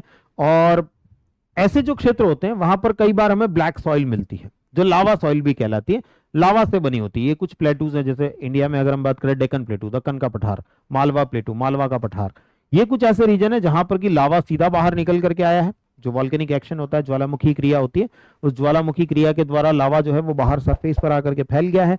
अल्टीमेटली जो है बेसाल्टिक रॉक्स बन गई हैं। बेसाल्टिक रॉक्स यहाँ 6ठी क्लास के चैप्टर में नहीं है, बट आगे हम पढ़ेंगे उनके बारे में, अगली फर्दर एनसीईआरटी जैसे जैसे आती जाएगी। बेसाल्टिक प्रकार की चट्टानें बनती है, और वो बेसाल्टिक रॉक्स जो है वो जब डिसइंटीग्रेट होती है, उनका इरोजन होता है, वेदरिंग होती है, तो उससे ब्लैक कलर की सॉइल, काली मिट्टी, काली कपासी मिट्टी जिसे कहा जाता है, या रेगुर सॉइल, रेगुर मिट्टी जिसे कहा जाता है, ब्लैक कॉटन सॉइल जिसे कहा जाता है, वो बनती हुई हमें दिखाई देती है, जो काफी ज्यादा आर्गिलिशियस होती है, आर्द्रता ग्राही होती है, पानी को बहुत ज्यादा सोख करके रखने वाली मिट्टी होती है। उसकी कैरेक्टरिस्टिक्स, उसकी विशेषताएं हैं। तो वैसी जो सॉइल है उसे लावा सॉइल भी कहते हैं। लावा से बनी हुई सीधी मिट्टी जो है वो हमें देखने को मिलती है, और ये काफी ज्यादा फर्टाइल होती है, काफी ज्यादा उपजाऊ होती है, खासतौर से कॉटन के लिए। ब्लैक सॉइल, ब्लैक सॉइल को ब्लैक कॉटन सॉइल कहा जाता है, काली कपासी मिट्टी कहा जाता है, क्योंकि कपास के लिए इससे बढ़िया कोई मिट्टी हो ही नहीं सकती, इससे बढ़िया कोई मिट्टी है ही नहीं, राइट। नेक्स्ट बात करते हैं प्लेन्स की, मैदानी क्षेत्र की। मैदानी क्षेत्र जो है वो फ्लैट होते हैं, जैसा हमने प्लेटू को भी देखा, वो भी फ्लैट होते हैं, लेकिन प्लेटू और मैदान, प्लेटू और प्लेन्स जो है, या मैदान और पठार जो है वो एक नहीं है। क्यों? क्योंकि प्लेटू ऊपर उठे हुए होते हैं, जबकि मैदान जो है वो लो लाइंग लैंड्स होती है, निचले क्षेत्र होते हैं, निचली भूमि होती है। अगर ये एक प्लेटू है, ये ऊपर से फ्लैट है, तो हम इसे प्लेटू कह रहे हैं क्योंकि ये ऊंचा उठा हुआ फ्लैट है, लेकिन ये पार्ट नीचा है और फ्लैट है, तो इसे हम प्लेन कहेंगे। It will be known as plain, या हिंदी में जिसे हम मैदान कहते हैं वैसे मैदान के रूप में हमें देखते हैं। क्योंकि ये क्षेत्र प्लेन होते हैं, और जनरली ये प्लेन एरिया जो है वो काफी ज्यादा फर्टाइल सॉइल, काफी ज्यादा उपजाऊ मिट्टी, जिसे हम एल्यूवियल सॉइल कहते हैं, जलोढ़ मृदा कहते हैं, उससे बने होते हैं। जनरली ये प्लेन्स नदियां बनाती हैं, इनको बनाने का काम रिवर्स का, नदियों का। तो नदियां बनाती हैं तो वहां पर मिट्टी की भी कमी नहीं है, उपजाऊ मिट्टी की कमी नहीं है और पानी की भी कमी नहीं है। तो ऐसे क्षेत्र लोगों के रहने के लिए सबसे सूटेबल हो जाते हैं। लोगों को पहाड़ी क्षेत्रों में रहने पे एग्रीकल्चर करने में दिक्कत आएगी, ट्रांसपोर्टेशन में दिक्कत आएगी एक जगह से दूसरी जगह जाने में। लेकिन अगर वो प्लेन्स में रहते हैं, पानी की कमी नहीं, मिट्टी की कमी नहीं, आना जाना बहुत आसान, एक जगह से दूसरी जगह आना जाना बहुत आसान है। प्लेन एरिया है एकदम, इधर से उधर चल फिर के हम चले जाएंगे, कोई दिक्कत नहीं। मैं पहले की बात कर रहा हूँ, आज के समय में तो हमारे पास बहुत सारे साधन है। मैं पहले की बात कर रहा हूँ जब ट्रांसपोर्टेशन इतना डेवलप नहीं था। तो ऐसे में जो विश्व में सबसे ज्यादा सभ्यताएं, जब मानव एक सभ्यता के रूप में, सभ्यता के रूप में मतलब बहुत सारे मानव एक साथ रहना जो स्टार्ट करते, जो हम आज गांव के रूप में या शहर के रूप में लोगों को रहते हुए देखते हैं, उस प्रकार से रहना जो स्टार्ट करते हैं, वो सिविलाइजेशन, वर्ल्ड्स ओल्डेस्ट सिविलाइजेशन अगर हम देखें, विश्व की सबसे प्राचीनतम सभ्यताओं को भी अगर आप देखें तो that is the Nile river civilization. नील नदी की सभ्यता विश्व की सबसे प्राचीन सभ्यता मानी जाती है। इंडस वैली सिविलाइजेशन, सिंधु घाटी सभ्यता विश्व की सबसे प्राचीनतम सभ्यताओं में से एक। मेसोपोटामियन सिविलाइजेशन, मेसोपोटामिया की सभ्यता उसमें से एक। वांग है रिवर सिविलाइजेशन, पीली नदी की सभ्यता। ये सब सभ्यताएं जो है वो ज्यादातर भारत में, अगर हम देखें नॉर्थ इंडिया में, गैंगेटिक रिवर सिविलाइजेशन, गंगा नदी की सभ्यता, जिसको हम जनरली वैदिक सिविलाइजेशन या वैदिक सभ्यता के रूप में जानते हैं। मैप पे देखेंगे ये सब कुछ, अभी आगे मैप पे आने वाला है सारा पार्ट। मैप पे लास्ट में डिस्कशन, इन सबको एक साथ मैप पे देखने का काम हम करेंगे। तो वो सिविलाइजेशन, वो सभ्यताएं जो हैं वो इन मैदानी क्षेत्रों में डेवलप हुई हैं। तो ये जो मैदान होते हैं, they are known as cradle of civilization. Hindi में कहूं तो सभ्यताओं के पालने के रूप में या सभ्यताओं के उद्गम स्थल के रूप में इन्हें देखा जाता है। सभ्यताएं जो विकसित हुई है, एक समय ऐसा था जब मानव आदि मानव की तरह या एक पाश्विक मानव की तरह, पशु की तरह, एनिमल्स की तरह जो है वो रहता था। आज से 10,000, 10, 11, 12,000 साल से भी पहले की बात कर रहा हूं मैं। उससे पहले तक मानव को विकसित होने में लगभग 3-3.5 लाख साल लगे हैं अभी तक, एंथ्रोपोलॉजी के अकॉर्डिंग। 5 लाख साल मान लेते हैं मोटा मोटी, तो 5 लाख साल जो है वो लगे हैं। उन 5 लाख सालों में से पिछले सिर्फ 11-12 हजार सालों में ही मानव जो है वो एग्रीकल्चर करना, सिविलाइजेशन, सभ्यताओं के रूप में साथ में मिलजुल करके रहना सीखा है। बाकी के जो 4,90,000 साल या 85,000 साल बचते हैं, उसमें मानव भी दूसरे जानवरों की तरह एक दूसरे से झगड़ता ही रहा है। लेकिन क्योंकि मानव के पास बुद्धि थी, कॉग्निटिव जो इंडेक्स है हमारा वो काफी ज्यादा हाई है, हम काफी ज्यादा बुद्धिमान थे बाकी दूसरे जानवरों के कंपैरिजन में, तो हमने ये सीखा साथ में रहने के बहुत ज्यादा फायदे हैं। और वो साथ में रहने के फायदों को देखते हुए अल्टीमेटली जो नदियां हैं उन्होंने हमें बाध्य किया कि नदियों के पास में हम रह सकें, क्योंकि नदियां हमारी हर आवश्यकता की पूर्ति करती है। हमें पीने के लिए पानी चाहिए, वो दे देती है। खाने के लिए भोजन चाहिए, नदी के आसपास कुछ ना कुछ पेड़ पौधे आपको मिल जाएंगे या जानवर मिल जाएंगे जिनको मार करके, शिकार करके खाया जा सकता है। तो खाने की आवश्यकताएं जो है वो हमारी नदी पूरी करती है, रहने की आवश्यकता हमारी नदी पूरी करती है। तो लोगों ने उसी के पास रहना जो है, पहले झगड़ते थे नदी के पास रहने के लिए, मैं रहूंगा तू नहीं रह सकता, जैसे आज लोग जमीन को लेकर झगड़ते हैं, ये जमीन मेरी है तेरी नहीं, वैसे ही नदी के पास की जमीन के लिए झगड़ते थे। आज से 4 लाख 3 लाख साल पहले की बात कर रहा हूं। लेकिन धीरे धीरे 10-12 हजार सालों में हम ये समझ पाए कि साथ में रहने में ज्यादा फायदा है, सिक्योरिटी मिलेगी, सुरक्षा मिलेगी, सब कुछ मिलेगा। तो हम सिविलाइजेशन, सभ्यता के रूप में रहना विकसित कर दिए। तो सारी सिविलाइजेशंस यही हमें देखने को मिलती है। जैसे गंगा और ब्रह्मपुत्र के मैदान हैं, बहुत ज्यादा फर्टाइल है, बहुत ज्यादा उपजाऊ है, और इनकी पॉपुलेशन डेंसिटी देखिए वर्ल्ड में बहुत ज्यादा देखने को मिलेगी। अगर आप देखें बिहार गंगा नदी के आसपास का क्षेत्र, बिहार राज्य जो है भारत का, it has the highest population density in India. Bharat में सबसे ज्यादा जनसंख्या घनत्व वाला राज्य अगर कोई है तो वो बिहार है। भारत की एवरेज जो population density, it is the 384%, 382% पर स्क्वायर किलोमीटर औसत है ये भारत का।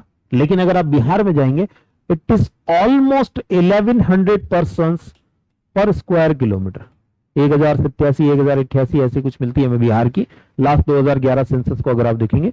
Almost 1 square kilometre, 1/1 square kilometre area में 1100 लोग रह रहे हैं बिहार में। जबकि अरुणाचल प्रदेश में चले जाओ सिर्फ 17 लोग रह रहे हैं उतने ही एरिया में। यही 1 किलोमीटर बाई 1 किलोमीटर का एरिया। अरुणाचल प्रदेश में देखो, यहाँ अरुणाचल प्रदेश में इसी जगह पर अगर आप इतने ही क्षेत्रफल में अरुणाचल प्रदेश में देखोगे सिर्फ 17 लोग रह रहे हैं, जबकि बिहार में देखो लगभग 1100 लोग रह रहे हैं। इतनी ज्यादा डेंसिटी क्यों?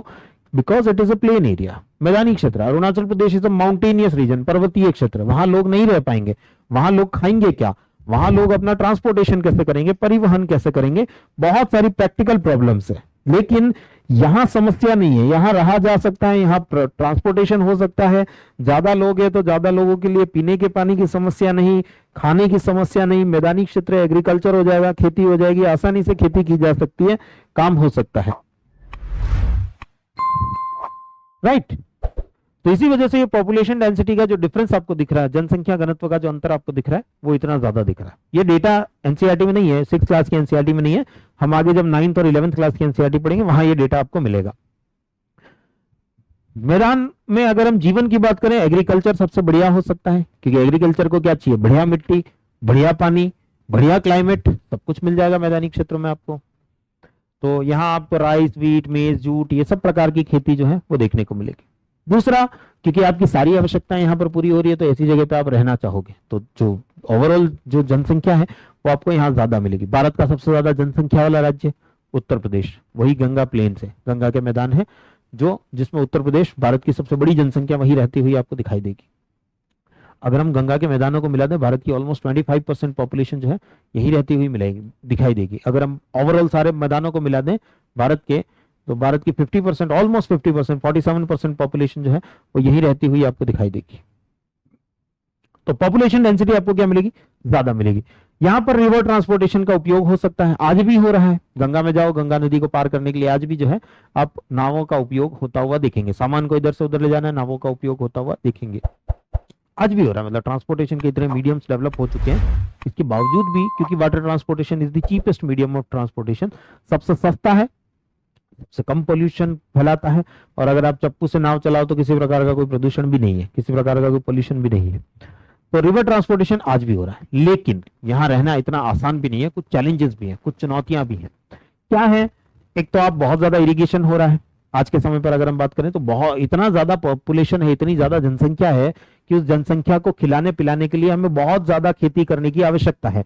और क्योंकि भारत जैसे देश में स्पेशली अगर हम बात करें, क्योंकि पूरे साल बारिश नहीं होती है, सिर्फ मानसून के टाइम पर बारिश होती है, बाकी के समय पर जो है पानी की जो जरूरत है, वाटर की जो रिक्वायरमेंट है, पानी तो आपको रोज पीना पड़ेगा ना, चाहे गर्मी हो, सर्दी हो, बारिश हो, आपको खेती करनी है तो पानी तो उसको रोज देना ही पड़ेगा, एग्रीकल्चर को देना ही पड़ेगा, फसल को देना ही पड़ेगा। तो ऐसे में आप क्या करते हो, ग्राउंड वाटर को बहुत ज्यादा खींचते हो, स्पेशली आज के समय पर जब आपके पास में इलेक्ट्रिसिटी और मोटर पंप आ चुके हैं। आपको कुछ नहीं करना होता, ट्यूबवेल खुदवाना है, अंदर पंप डालना है और बिजली की सहायता से उस पंप से आप पानी खींच सकते हो। आज से 200 साल पहले तक बात करें तो ना तो पंप था, ना इलेक्ट्रिसिटी थी, तो लोग हाथ से खींचते थे या फिर पशुओं के द्वारा खिंचाते थे, तो बहुत कम पानी निकलता था ग्राउंड वाटर से। आज के समय पर क्योंकि हमारे पास टेक्नोलॉजी आ चुकी है, तकनीकें आ चुकी है, हम बहुत ज्यादा ग्राउंड वाटर एक्सट्रैक्ट कर रहे हैं, जिसकी वजह से ग्राउंड वाटर डिप्लीट होता जा रहा है, भूमिगत जल जो है वो बहुत ज्यादा नीचे गिरता चला जा रहा है, स्पेशली भारत के मैदानी क्षेत्रों में। चाहे हम बात पंजाब हरियाणा की कर लें, चाहे हम उत्तर प्रदेश की कर लें, बहुत ज्यादा पानी जो है वो डिप्लीट होता जा रहा है, जल स्तर बहुत ज्यादा गिरता चला जा रहा है। ये अपने आप में एक बहुत बड़ी समस्या है।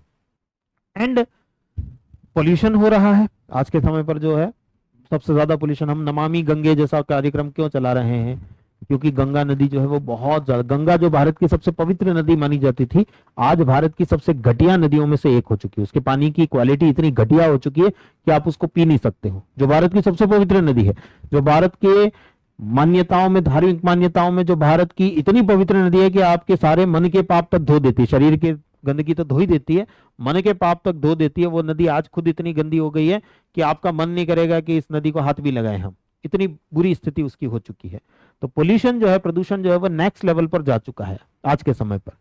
एंड फ्लड्स, अगर मानसून का समय होता है तो बाढ़ की स्थितियां, गंगा और उसकी ट्रिब्यूटरीज जितनी भी है, सहायक नदियां जितनी भी है, नॉर्थ ईस्ट में ब्रह्मपुत्र और उसकी ट्रिब्यूटरीज जितनी भी हैं, सहायक नदियां जितनी भी हैं, उनमें फ्लड्स की, बाढ़ की कंडीशंस भी हमें बहुत ज्यादा देखने को मिलती है।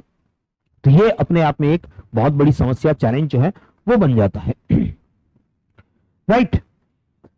अगर हम इनको सबको मैप पर देखें तो ये प्लेन्स, कौन कौन से विश्व के महत्वपूर्ण प्लेन्स हैं, मैदान हैं, कौन कौन से वर्ल्ड के मेजर माउंटेन्स है, पर्वत है, कौन कौन से वर्ल्ड के मेजर प्लेटूज हैं, पठार है, इन सबको हम देखने का प्रयास यहाँ पर करते हैं। फिर एक क्वेश्चन भी करते हैं, एक क्वेश्चन पर भी अभी आपको लेकर आऊंगा। वो क्वेश्चन जो है उसका आंसर आप सभी लोग कमेंट सेक्शन में मुझे देंगे। मैंने कई सारे हर ऑलमोस्ट एनसीईआरटी के हर चैप्टर में क्वेश्चन दे रहा हूँ, लेकिन बच्चे जो है वो किसी भी प्रकार का कोई एंगेजमेंट दिखाते ही नहीं है। बच्चे जो है मुझे लगता है कि या तो पढ़ने से कोई इंटरेस्ट ही नहीं है, पढ़ने में कोई रुचि नहीं है, ऐसे ही पता नहीं कहाँ गलती से आ जाते हैं यहाँ पर, या घर वाले पकड़ के बिठा देते हैं, क्या होता है मुझे नहीं पता। लेकिन एक मुश्किल से एक दो कमेंट आ पाते हैं, बच्चे जो है वो आंसर दे पाते हैं, वरना पता नहीं क्या चल रहा है, मतलब पढ़ना चाहते ही नहीं, ऐसा लगता है मुझे। तो इसको आपको, अगर आपके हाथ में एटलस हो तो एटलस खोल लें। एटलस पर इसको हम देखेंगे सारे मेजर माउंटेन्स कौन कौन से वर्ल्ड के, और मेजर रिवर्स मेजर प्लेन्स जो है, मैदान जो है वो कौन कौन से, और प्लेटूज कौन कौन से, पठार कौन कौन से। और अगर आपके पास एटलस फिलहाल नहीं है तो 6th क्लास की एनसीईआरटी खोल लो, उसके अंदर जो तीसरा चैप्टर है उसके अंदर ये दे रखा है, तो इसके ऊपर अभी हम बात करने वाले हैं। इसको समझने से पहले कुछ अनाउंसमेंट है, उन अनाउंसमेंट की बात जो है वो कर लेते हैं। पहला अनाउंसमेंट ये है कि जो बच्चे मैपिंग से बहुत ज्यादा डरते हैं, क्योंकि मैंने अभी ये मैप वाला सेक्शन खोला था, और मैपिंग एक जनरली ऐसा पार्ट होता है जिससे बच्चे बहुत ज्यादा डरते ही रहते हैं, मैंने जनरली ऑब्जर्व किया है। पर हमने हिस्ट्री पढ़ ली, ज्योग्राफी पढ़ ली, पॉलिटी पढ़ ली, इकोनॉमी पढ़ ली, बहुत सारे subject, even that international relation पढ़ लेता बच्चा, लेकिन फिर भी मैपिंग से कांप रहा होता, मैपिंग देखते ही कांप रहा होता, डर रहा होता। बहुत इजी पार्ट है मैपिंग, लेकिन पता नहीं क्यों इतना डर, इतना भय बच्चों के अंदर छुपा रहता है कि गजब का भय रहता है मैपिंग से। मैपिंग सुनते ही बच्चा एकदम खौफ में आ जाता है, एक अलग ही उसके अंदर जो है वो डर देखने को मिलता है। तो उस डर को दूर किया जाए, उसके लिए आपके लिए एक बैच जो है वो हमारी तरफ से लॉन्च किया गया है, एडवांस मैपिंग बैच जिसे मैं कहता हूँ। ये नॉर्मल मैपिंग बैच से थोड़ा सा अलग है। नॉर्मल मैपिंग में जैसे मैं अभी आपको पर्वत, पठार, नदियां जो है, जो मेजर पार्ट है, अभी अपन मैप पे करने ही वाले हैं इस सेशन, ये डिस्कशन के बाद में। जो मैप अभी आपको दिखाया था, आप लोग तब तक एटलस और एनसीईआरटी खोल के रखो, अभी उसके ऊपर आ रहे हैं हम। तो नॉर्मल मैपिंग वो होती है जनरली, अगर आप देखेंगे तो 1-1 घंटे के सेशन किए जाए तो मुश्किल से 12, 15, 20 सेशन में कंप्लीट हो जाती है। लेकिन वो पार्ट जो मैप का है वो हमारे साथ, मानव सब के साथ में कैसे जुड़ता है और हमारा उसके साथ में क्या कनेक्शन है, वो जो इंटरेक्शन वाला पार्ट है जिससे सारे सब्जेक्ट्स उत्पन्न होते हैं, हिस्ट्री, ज्योग्राफी, पॉलिटी, इकोनॉमी, ये सारा पार्ट जो है वो इंक्लूड होता है। उस डिटेल में, उस डेप्थ में, उस गहराई में यूपीएससी की जो रिक्वायरमेंट है उस तक जा करके पढ़ना, ये हम इस बैच में करते हैं। ये बैच लंबा चलता है, ये बैच जनरली 3 महीने, 2.5 से 3 महीने, कभी कभी 3.5 महीने भी चला जाता है। उतना लंबा जो है ये बैच हमारा चलता है, 1-1 घंटे की क्लास रोज होती है, और तब ये 3 महीने, 3.5 महीने चला जाता है, क्योंकि एक-एक सब्जेक्ट के साथ में मैप्स को जोड़ करके डिटेल में, डेप्थ में देखने का काम हम यहाँ पर करते हैं। इसलिए मैं इसे एडवांस मैपिंग कहता हूँ, जिस मैपिंग की यूपीएससी के लिए आवश्यकता है। नॉर्मल मैप जो छोटा मोटा आप पढ़ लेते हो उससे तो रेलवे, ग्रुप डी के एग्जाम, एसएससी के एग्जाम भी क्लियर कर लोगे, लेकिन जिस डेप्थ में, जिस गहराई में यूपीएससी क्वेश्चन पूछता है, उस डेप्थ गहराई तक अगर आप मैप को समझना चाहते हैं तो एडवांस मैपिंग बैच जो है वो आपके लिए अवेलेबल है। और ये हमारा 23 जुलाई 23 जुलाई से स्टार्ट हो रहा है। फीस इसकी फिलहाल डिस्काउंटेड प्राइस है, 1999 रुपए का बैच है, बट फिलहाल आपको सिर्फ 999 999 रुपीज में मिल रहा है। जो बच्चे ज्वाइन करना चाह रहे हैं, इस वीडियो के नीचे जो डिस्क्रिप्शन है और जो कमेंट सेक्शन है उसमें भी मैं गूगल फॉर्म का लिंक डाल दूंगा, उस गूगल फॉर्म को आपको फिल करना है, फिर हम आपको कांटेक्ट कर लेंगे। राइट, तो ये बैच एक आपके लिए अवेलेबल है। जो बच्चे ज्योग्राफी ऑप्शनल लेना चाहते हैं, यूपीएससी की तैयारी में ऑप्शनल आप जानते हैं एक बहुत ज्यादा इंपॉर्टेंस रखता है, उसकी इंपॉर्टेंस पर कैसे एक सही ऑप्शनल चुने उसके लिए मैं पूरा एक सेक्शन आपके लिए लेकर आने वाला हूं, बहुत जल्दी आप लोगों के लिए आने वाला है। तो उसमें अगर जो बच्चे ज्योग्राफी ऑप्शनल के साथ में जुड़ना चाह रहे हैं तो 1 अगस्त से हमारा बैच जो है वो स्टार्ट हो रहा है। कंप्लीट पेपर 1, पेपर 2 हम उसके अंदर कवर करेंगे। क्लासेस बाईलैंग्वेज रहेंगी, जैसे अभी आप ये सेशन देख रहे हैं मेरा, हमारी क्लासेस ज्यादातर बाईलैंग्वेज ही रहती है, तो हिंदी वालों को भी दिक्कत नहीं आती, इंग्लिश वालों को भी समस्या नहीं आती। और हिंदी वालों को एक एडवांटेज और मिल जाता है बाईलैंग्वेज क्लासेस में पढ़ने का, कि बाईलैंग्वेज क्लासेस को पढ़ के उनकी इंग्लिश काफी अच्छी हो जाती है। ऐसा कई बच्चों का फीडबैक आता है हमारे पास कि सर आपसे बाईलैंग्वेज क्लास में पढ़े थे, बाईलैंग्वेज बैच में पढ़े थे, तो हमारी हिंदी तो अच्छी थी ही और अच्छी हो गई, इंग्लिश भी अच्छी हो गई, हमारे अंदर जो इंग्लिश का खौफ था वो भी काफी हद तक जो है वो दूर हो गया है। ऐसा कई बच्चों का आता है, तो अच्छी बात है। बाइलिंगुअल बैच के में पढ़ने के अपने कुछ एडवांटेजेस डेफिनेटली होते हैं। तो वो बाइलिंगुअल बैच हमारा रहेगा, पेपर 1 पेपर 2 कंप्लीट हम इसके अंदर कवर करेंगे। हर ऑप्शनल के 2 पेपर होते हैं, पेपर 1 पेपर 2, 250 नंबर के दोनों पेपर होते हैं, टोटल 500 नंबर का ऑप्शनल होता है, कोई सा भी ऑप्शनल हो। ज्योग्राफी ऑप्शनल भी 500 नंबर का ही होता है, 2 पेपर होते हैं, पेपर 1 और पेपर 2। तो वो कंप्लीट हम कवर करेंगे, पीवाईक्यूज करेंगे, प्रीवियस ईयर के जो क्वेश्चंस हैं वो करेंगे, मॉडल क्वेश्चंस करेंगे, आंसर कैसे लिखा जाए, आंसर राइटिंग पर कैसे फोकस रहे, वो सारी चीजें हम यहाँ पर करेंगे। तो ये बैच हमारा 1 अगस्त 1 अगस्त से स्टार्ट हो रहा है। ये भी अभी आपको आधी प्राइस पे 50% ऑफ पर 9,999 में अवेलेबल है। जो बच्चे ज्वाइन होना चाह रहे हैं, करना चाह रहे हैं, वो नीचे जो लिंक दिया जा रहा है आपको डिस्क्रिप्शन में भी दिया जाएगा, कमेंट सेक्शन में भी कमेंट में पिन कर दूंगा, उसमें आपको उस लिंक फॉर्म का लिंक मिल जाएगा, आप वहां से गूगल फॉर्म को फिल कर सकते हैं। और जो बच्चे ऑप्शनल ज्योग्राफी नहीं लेकिन ज्योग्राफी से डरते हैं, प्रीलिम्स मेंस के लिए ज्योग्राफी तो पढ़नी है, प्रीलिम्स में भी देखोगे तो पेपर 1 में ज्योग्राफी है ही है, और मेंस में देखोगे तो जो 9 पेपर है उनमें से एक जीएस पेपर 1 जो है उसके अंतर्गत history, art and culture and geography वाला पार्ट है। तो वो ज्योग्राफी वाला पार्ट जो है वो हमारा कंप्लीट कवर करेंगे हम। उसका बैच 6 अगस्त से स्टार्ट हो रहा है, जीएस ज्योग्राफी का कंप्लीट प्रीलिम्स और मेंस का आंसर राइटिंग वगैरह सब कुछ हम इसमें करेंगे। प्रीलिम्स के क्वेश्चन भी करेंगे, मेंस के क्वेश्चन भी करेंगे, कंप्लीट प्रीलिम्स मेंस की तैयारी एक साथ होगी। और एनसीईआरटी के बेसिक से लेकर के एडवांस जितनी भी बुक्स हैं उनमें से जो जो काम की चीजें वो सब आपको यहाँ पर मिलेंगी, पीडीएफ नोट्स मिलेंगे, सब में मैपिंग का हो चाहे ऑप्शनल हो चाहे ये जीएस ज्योग्राफी हो, सब में नोट्स जो है वो आपको पीडीएफ के रूप में मिलेंगे। एज इट इज जो मैं क्लास में आपको पढ़ाता हूँ वही नोट्स जो है वो आपको एज इट इज दिए जाएंगे। और ये बैच हमारा 6 अगस्त से स्टार्ट हो रहा है। फीस जो है इसकी 4,999 रुपए, डिस्काउंटेड प्राइस 50% पर फिलहाल आपके लिए अवेलेबल है। तो जो भी बच्चा जिस भी बैच से जुड़ना चाह रहा है अभी जुड़ सकता है। चलिए अब आ जाते हैं वापस वही मैप वाले पार्ट पर जिसके बारे में हम बात कर रहे थे। तो वर्ल्ड मैप को अगर आप देखेंगे, मैं थोड़ा सा ये कलर थोड़े लाइट दिख रहे होंगे आपको, मैं जल्दी से इसको ड्रॉ कर देता हूं।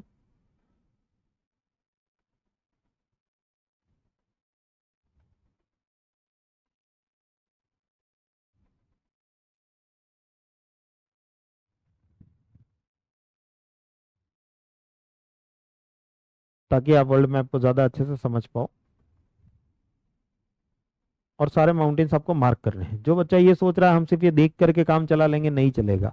अगर आपके पास में एटलस है तो उसमें मार्क करने, जो कुछ भी मैं बताने वाला हूँ।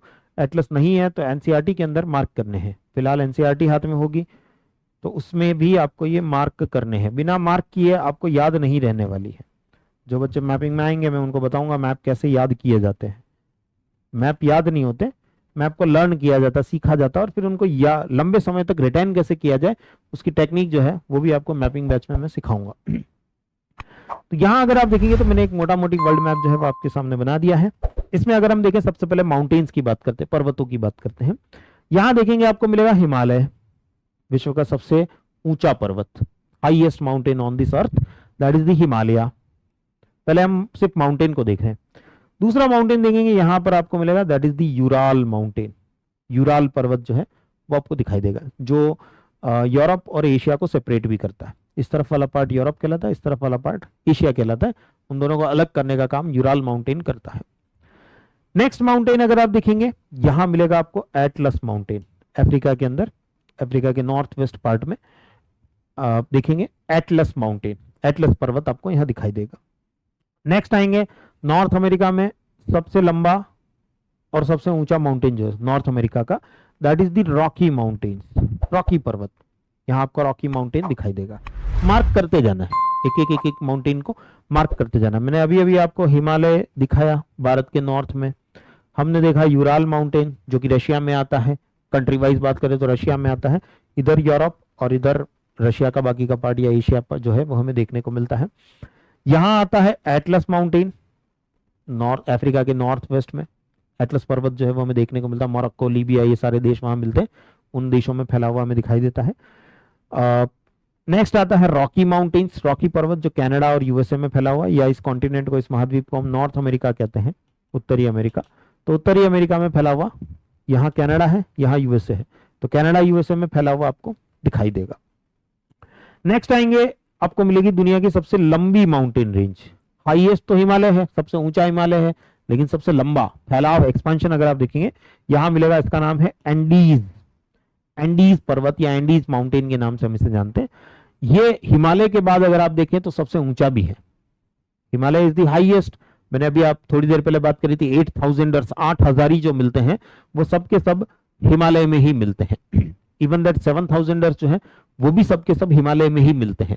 लेकिन 7,000 को टच करने वाला 6960 की हाइट रखने वाला एक और माउंटेन है, एंडीज माउंटेन। हिमालय के बाद सेकंड नंबर पर सबसे ऊंचा पर्वत, और लंबाई में देखें तो it is the longest mountain on this अर्थ, जमीन पर लैंड पार्ट में it is the longest mountain on this earth, इस धरती का सबसे लंबा स्थलीय भाग में जमीन पर मिलने वाला माउंटेन है।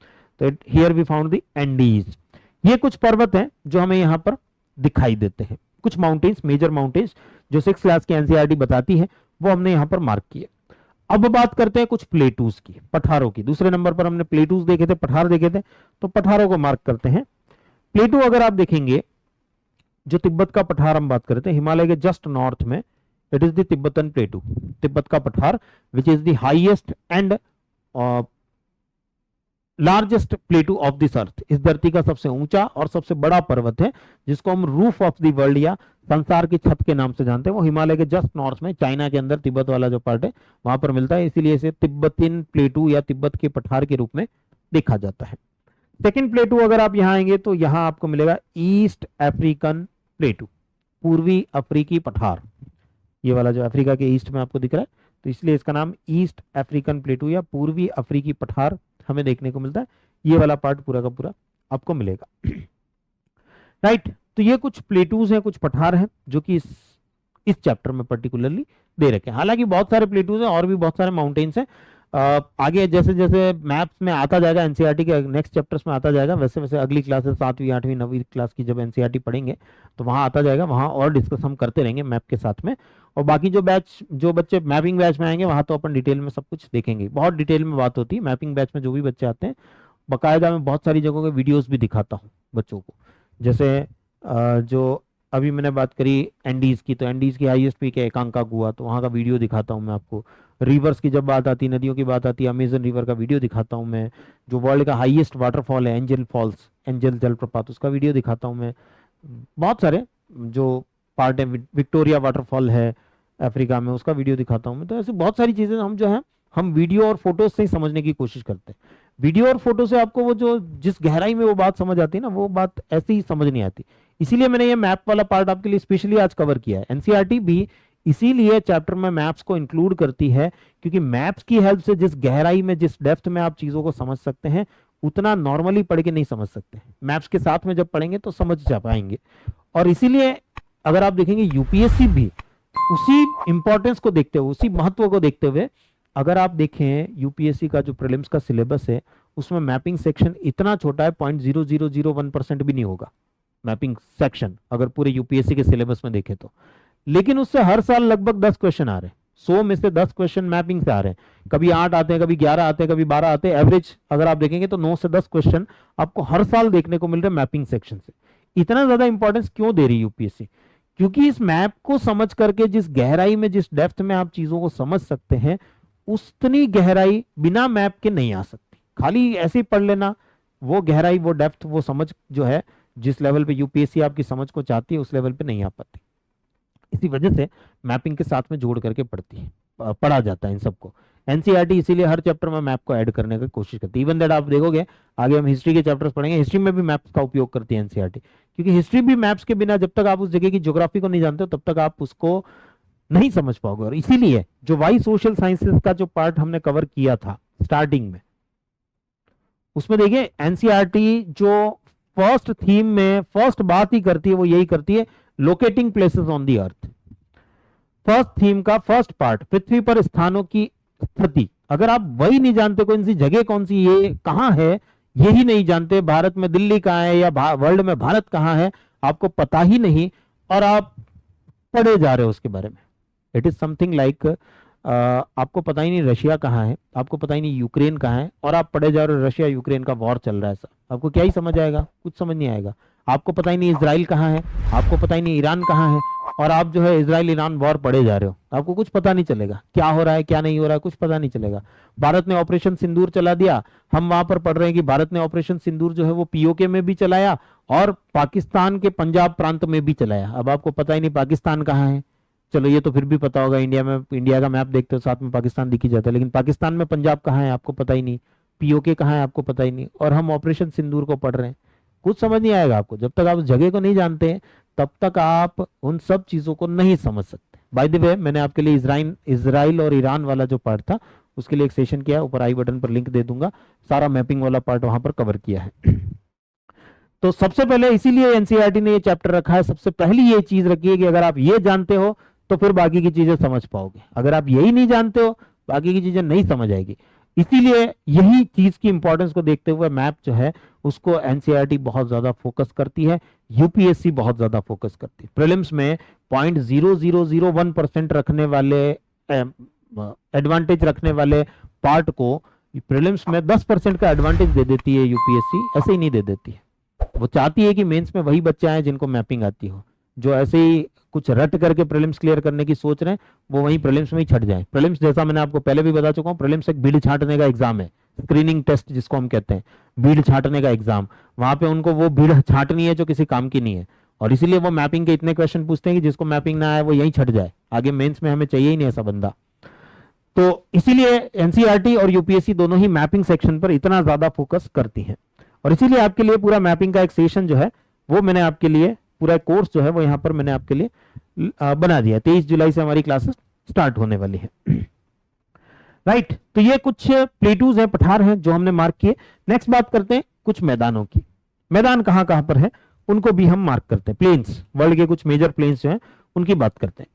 पहला देखेंगे इंडो गेंगेटिक ब्रह्मपुत्रा प्लेन्स, बहुत वाइडली स्प्रेड है, पाकिस्तान से लेकर के इधर चाइना तक, म्यांमार और आगे के जो क्षेत्र हैं उन सारे देशों में, लाओस, कंबोडिया, जितने देश हैं उन सब में फैले हुए, इधर से लेके इधर तक। सिंधु इसमें बहुत सारी नदियों का रोल है, इंडस रिवर, सिंधु नदी, गंगा नदी, ब्रह्मपुत्र नदी। इधर अगर आप देखेंगे तो चाइना में जो है पीक्यांग रिवर, जीजियांग रिवर, ऐसी कुछ नदियां हैं, उनके द्वारा बनाए गए मैदान। ये पूरा पूरा मैदानी क्षेत्र जो है वर्ल्ड के सबसे बड़े मैदानी क्षेत्रों में से एक है, one of the largest plain areas of the world, विश्व के सबसे बड़े मैदानी क्षेत्रों में से एक है। एंड स्पेशली जब बात पॉपुलेशन की है तो it is the largest one. धरती पे सबसे ज्यादा पॉपुलेशन यही रह रही है बाकी के मैदानों के कंपैरिजन में। बाकी और भी है मैदान, उनका एरिया भी ज्यादा है, बट इतनी पॉपुलेशन नहीं है वहां पर जितनी यहां पर रह रही है। तो मैदान जो है, जैसा हमने पहले ही पढ़ा था, मैदान प्लेन्स यानी पॉपुलेशन, बहुत ज्यादा पॉपुलेशन देखने को मिलने वाली।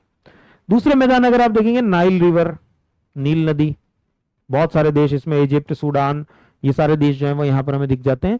उन सारे देशों में फैले हुए ये मैदान है। इजिप्ट की 99% इकोनॉमी इसी नदी से चलती है, इसी नदी और इससे बने हुए जो मैदान है उसी से चलती है। इसीलिए इजिप्ट को बून ऑफ द नाइल, नील नदी के वरदान के रूप में देखा जाता है। यहाँ इजिप्ट सबसे नॉर्थ में, इजिप्ट या हिंदी में जिसको मिस्र कहते हैं, तो मिस्र या इजिप्ट जो है वो नील नदी का वरदान है। नील नदी ना होती तो इजिप्ट ना होता, ऐसी स्थिति है वहां की। पूरा डेजर्ट है, पूरा मरुस्थल है, और वहां ये नदी फ्लो करती है, और विश्व की सबसे बड़ी नदियों में से एक, it is the longest river on this अर्थ।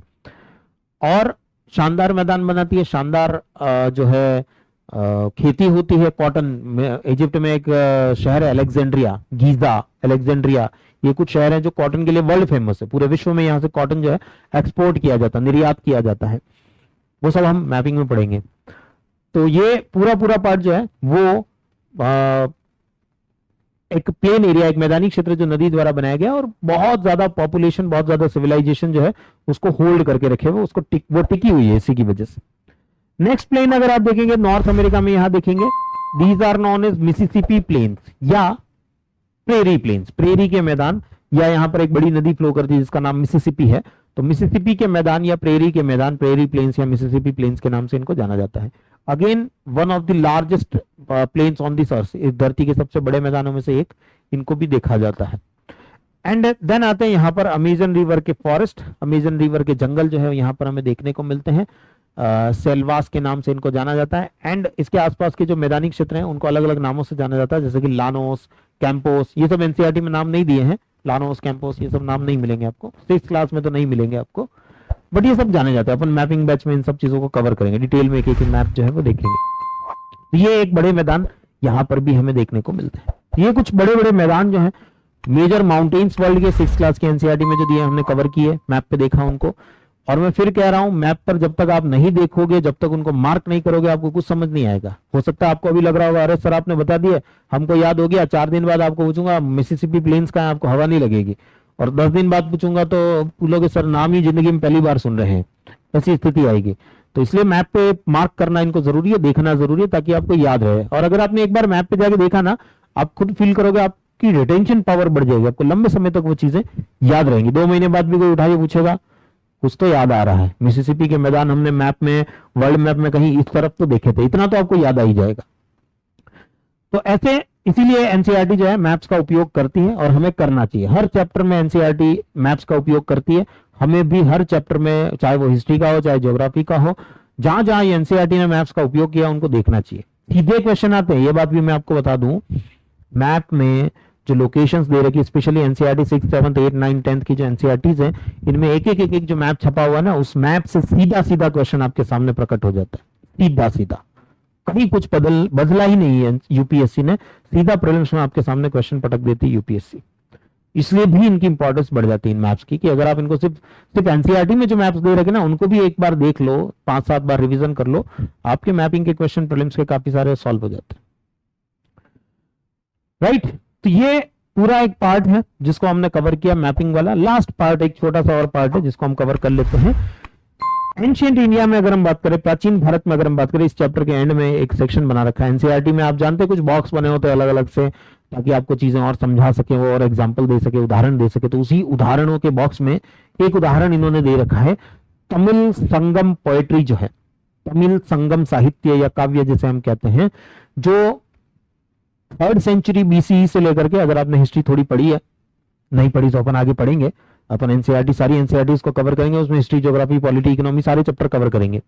तो उसके अंदर तमिल रीजन जो है, तमिल क्षेत्र जो है, तमिलनाडु, कर्नाटका, केरला वाला जो रीजन है आज का, उस क्षेत्र में एक संगम काल आता है, संगम पीरियड आता है, जहां पर 3 प्रकार के अलग अलग सेक्ट जो है, अलग अलग पंथ जो है, वो एक साथ मिल करके कुछ काम करते हैं। ये लगभग 600 साल का, 600 ईयर्स का टाइम है, जो 300 बीसीई से लेकर 300 एडी तक का था, मतलब 300 ईसा पूर्व से लेकर 300 ईस्वी तक का था। हिस्ट्री में पढ़ेंगे अपन, हिस्ट्री का चैप्टर जब पढ़ेंगे तो डिटेल में बात होगी। यानी आज से लगभग हम देखें तो 2000 साल पहले की बात हम कर रहे हैं। तब भी, आज से 2000 साल पहले भी अगर आप देखेंगे तो इन्होंने कुछ लैंडस्केप को टिनेई के रूप में वर्गीकृत किया। टिनेई, इन्होंने उस समय तमिल में, तमिल लैंग्वेज में जो वर्ड है दैट इज टिनेई। टिनेई मतलब वही लैंडस्केप, और उन लैंडस्केप के कुछ नाम दे रखे, तमिल लैंग्वेज में, तमिल भाषा में कुछ नाम दे रखे हैं। जैसे, ये बहुत इंपॉर्टेंट पार्ट है, यहां से सीधा क्वेश्चन है यूपीएससी के प्रीलिम्स में, मेंस में आपके सामने हो सकता है। जैसे पहला जो लैंडस्केप है, जो लैंडफॉर्म है, जो रूप है, उसको उन्होंने नाम दिया है कुरिंजी। कुरिंजी मतलब क्या? वहां बहुत सारे माउंटेनियस रीजन है, बहुत सारा पर्वतीय क्षेत्र, बेसिकली नीलगिरी के आसपास वाला क्षेत्र, जो नीलाकरंजी वाला क्षेत्र है। नीलगिरी हम उसको आज के समय में जानते हैं, नीलाकरंजी नाम का पेड़ मिलता है, 12 सालों में वहां पर एक बार फ्लावर आते हैं, फूल आते हैं उन पेड़ों पे, हर 12-12 साल में ही आते हैं, हर रोज नहीं आते या हर साल नहीं आते, हर 12 साल में ही आते हैं। तो वो कुरिंजी वाला क्षेत्र, यानी नीलाकरंजी जिन जिन जगहों पे मिलता है, वो एक माउंटेनियस रीजन है। और लोग क्या करते हैं वहां पर? हंटिंग करते हैं एंड गैदरिंग करते हैं, शिकार करते हैं, उसको इकट्ठा करने का काम करके इसी से अपना जीवन चलाते हैं। ये उस साहित्य में डिस्क्रिप्शन है, एनसीईआरटी ने ऐसे टेबल के रूप में हमें बता दिया, बट वो जो साहित्य जो लिखा गया, लिटरेचर लिखा गया है, उसमें डिस्क्रिप्शन, वर्णन हमें मिलता है। एनसीईआरटी ने उस वर्णन को निकाल के ऐसी एक टेबल बना दी है। दूसरा बताया उन्होंने मुल्लाई। मुल्लाई कौन सा क्षेत्र है? जो घास के मैदान है, ग्रासलैंड एंड फॉरेस्ट वाला जो रीजन है वहां पर, उसको उन्होंने नाम दे रखा मुल्लाई। आज से 2000 साल पहले उन जगहों को नाम दिया, उन क्षेत्रों को उन्होंने नाम दिया है। यहाँ पे ज्यादातर काम क्या होता है? ऑक्यूपेशन क्या है? कैटल रियरिंग, पशुचारण। घास ज्यादा है तो डेफिनेटली आप वहां पर ज्यादा क्या करोगे? खेती तो कर नहीं सकते हो, पशुचारण कर सकते हो, तो कैटल रियरिंग जो है वो आपको ज्यादा यहाँ पर देखने को मिलेगा एज ए ऑक्यूपेशन। तीसरा जो किनेई है, यानी लैंडस्केप है, या जो लैंडफॉर्म आपको दिख रहा है, वो है मरुदम। मरुदम में क्या होगा? उपजाऊ कृषि के मैदान होंगे, फर्टाइल एग्रीकल्चर प्लेन्स है, जहां पर खेती हो सकती है, अच्छी बढ़िया खेती हो सकती है, मैदानी क्षेत्र है, मिट्टी भी बढ़िया है और एकदम मैदानी क्षेत्र है, उसको उन्होंने वो क्या नाम दिया है? मरुदम। यहाँ पे क्या होगी? ज्यादातर ऑक्यूपेशन लोगों का क्या होगा? फार्मिंग, कृषि करते हुए। अगर मैदान अच्छे हैं तो डेफिनेटली लोग आपको एग्रीकल्चर करते हुए, खेती करते हुए दिखाई देंगे। नेक्स्ट है नैदल। अगले टाइप का जो लैंडफॉर्म है दैट इज द नैदल। नैदल कौन सा क्षेत्र है? तटीय क्षेत्र, कोस्टल रीजन। और वहां पर आपको क्या मिलेगा? वहां पर खेती तो होगी नहीं, खारा पानी मिलेगा तटीय क्षेत्र में, तो एग्रीकल्चर का स्कोप कम बनता है। लेकिन वहां लोग क्या करेंगे? फिशिंग करेंगे, मत्स्यन करेंगे, मछली पकड़ने का काम करेंगे, और सी फायरिंग का काम करेंगे। समुद्री यात्रा, लंबी लंबी समुद्री यात्राओं पर जाएंगे, आगे क्या है और आगे क्या है ये पता लगाने का काम करते रहेंगे। वही जो हम संगम पीरियड की बात करें, उससे 1000 साल पहले जो है चोलाज आएंगे। हिस्ट्री में अगर आप देखें, टाइमलाइन पर अगर आप देखें, तो लगभग 8वीं-10वीं शताब्दी में चोलाज का समय आता है, चोलाज, पांड्याज, इनका समय आता है। चोलाज जो है पूरे बे ऑफ बंगाल को नाप लेते हैं, बे ऑफ बंगाल के एक तरफ तमिलनाडु, दूसरी तरफ इंडोनेशिया, वो इंडोनेशिया तक नाप लेते हैं, इंडोनेशिया और आगे आगे का मलेशिया, सिंगापुर, वो जो रीजन है वहां वहां तक उनका कब्जा और साम्राज्य चल रहा है उनका। तो वो सी फारिंग जो है, समुद्री यात्राओं का काम जो है वो करेंगे, वो क्षेत्र नादल के नाम से जाना जाता है। एंड लास्ट इज नॉन एज पालाई। पालाई, पालाई जो है वो बेसिकली एरिड रीजन है, शुष्क क्षेत्र है, डेजर्ट जैसी कंडीशंस है। तो यहाँ पर लोग ज्यादातर क्या करेंगे, यहाँ पर लोग जो है वो ज्यादातर घुमंतु मिलेंगे, ज्यादातर जो है यहाँ पे थोड़ा सा पानी होगा तो 2-5 दिन 10 दिन ठहर सकते हैं या 2 महीने ठहर सकते हैं, उसके बाद पानी खत्म, तो यहाँ से किसी और जगह जाएंगे, वहां 2-4 महीने निकाल लेंगे, फिर और जगह जाएंगे, फिर और जगह जाएंगे, एंड सो ऑन। तो घुमंतु होते हैं, एक तो एक जगह से दूसरी जगह जाते रहते हैं, जर्निंग करते रहते हैं। एंड फाइटिंग, फाइट्स भी होंगी, क्योंकि एक जगह पर आपको पानी मिल गया, वहां और कोई दल भी आकर के रुका हो सकता है, कोई और ग्रुप भी आके रुका हो सकता है, आपको भी रुकना है, पानी लिमिटेड है, आप सबकी आवश्यकता पूरी नहीं होगी, तो आपके और उसके बीच में युद्ध भी होगा, झगड़े भी होंगे। ज्यादातर हिस्ट्री में जो हम झगड़े देखते हैं वो किसके लिए होते हैं, रिसोर्सेज के लिए, संसाधनों के लिए। आज भी होते हैं, आज भी लड़ रहे हैं। आज भारत ने पाकिस्तान का पानी रोक दिया, सिंधु नदी जल समझौते के तहत जो बात हुई थी वो हमने रोक दिया, आज पाकिस्तान रो रहा है बेचारा। आज अगर आप देखेंगे रशिया जो है वो यूक्रेन के साथ में युद्ध क्यों कर रहा है, रिसोर्सेज के लिए, संसाधनों के लिए, काफी बड़ा कब्जा तो वो कर चुका है। थोड़ा बहुत आइडियोलॉजी का भी मामला है, उनके विचारों का भी मामला है, जैसे इजराइल और ईरान का जो युद्ध है वो ज्यादातर आइडियोलॉजी बेस्ड है, विचारों पर आधारित युद्ध है। पर चल क्या रहा है वर्ल्ड में, ऑल ओवर वर्ल्ड में चल क्या रहा है, आज ट्रंप जो है वो अजीब अजीब सी नीतियां जो है, पॉलिसीज जो है हम पर ला करके थोप रहा है। क्यों थोप रहा है, आइडियोलॉजी वार है, साथ ही साथ रिसोर्सेज का वार है, संसाधनों का युद्ध है। तो आज के समय पर संसाधन बहुत अलग टाइप के, उस समय पर संसाधन जमीन, पानी, खाना, ये बड़े बड़े संसाधन थे उस समय पर। तो वो संसाधन जो है उन सब के लिए झगड़े भी होंगे डेफिनेटली, अगर वो संसाधन रिसोर्सेज कम है तो डेफिनेटली झगड़े भी होंगे। तो ऐसे 5 टिनाई जो है वो संगम साहित्य के अंदर हमें देखने को मिलते हैं। राइट, अब आ जाते हैं लास्ट क्वेश्चन पर। बैचेस जो है वो मैं ऑलरेडी आपको बता चुका हूं, मैपिंग का भी बैच है आपके लिए, ज्योग्राफी ऑप्शनल का भी बैच है और ज्योग्राफी जीएस का भी बैच है। क्वेश्चन आपके सामने है, मैं थोड़ा सा स्क्रीन से हट जाता हूं ताकि आप हिंदी इंग्लिश दोनों में क्वेश्चन को अच्छे से देख पाएं। 3 स्टेटमेंट आपको दिए हैं और उनमें से कौन कौन से करेक्ट है, सही है, ये आपको यहाँ पर बताना है। तो क्वेश्चन जो है आप चाहें तो इसको वीडियो को यहीं पोज करके इस क्वेश्चन को अच्छे से पढ़ के फिर इसका आंसर मुझे लास्ट में कमेंट सेक्शन में जरूर देंगे। जो बच्चा कमेंट सेक्शन में देगा तभी मुझे पता चलेगा ये इस बच्चे ने पढ़ा है, वरना मुझे अब ऐसा लगने लगा है कि ऐसे अच्छे सेशंस जो है, जो डिटेल में मैं यहाँ पर आपके साथ में डिस्कशन कर रहा हूँ, एक एक चैप्टर के लिए जो इतनी मेहनत आपके लिए कर रहा हूँ, कई घंटे लग जाते हैं हमको कंटेंट बनाने में, फिर इस वीडियो को बनाने में, फिर उस वीडियो को एडिट करने में कई कई दिन लग जाते हैं। और फिर भी इतनी मेहनत करने के बाद भी अगर बच्चे जो है वो रिस्पॉन्स नहीं दें तो फिर हमें भी कई बार ऐसा लगता है क्यों करें इतनी मेहनत, क्या फायदा है, क्योंकि कोई मतलब नहीं निकलता है। जब बच्चा खुद ही नहीं चाहता पढ़ना तो हम जबरदस्ती उसको कहाँ से पढ़ा पाएंगे। तो अगर आपने इसको ढंग से पढ़ा है, इस कॉन्सेप्ट को अच्छे से ढंग से समझा है, तो डेफिनेटली मैं उम्मीद करता हूं कि इस बार कमेंट सेक्शन में मुझे आंसर जो है वो मिलेंगे। इस क्वेश्चन का राइट आंसर मुझे कमेंट सेक्शन में बहुत सारे बच्चों की तरफ से देखने को मिलेगा, ये मैं उम्मीद करता हूं।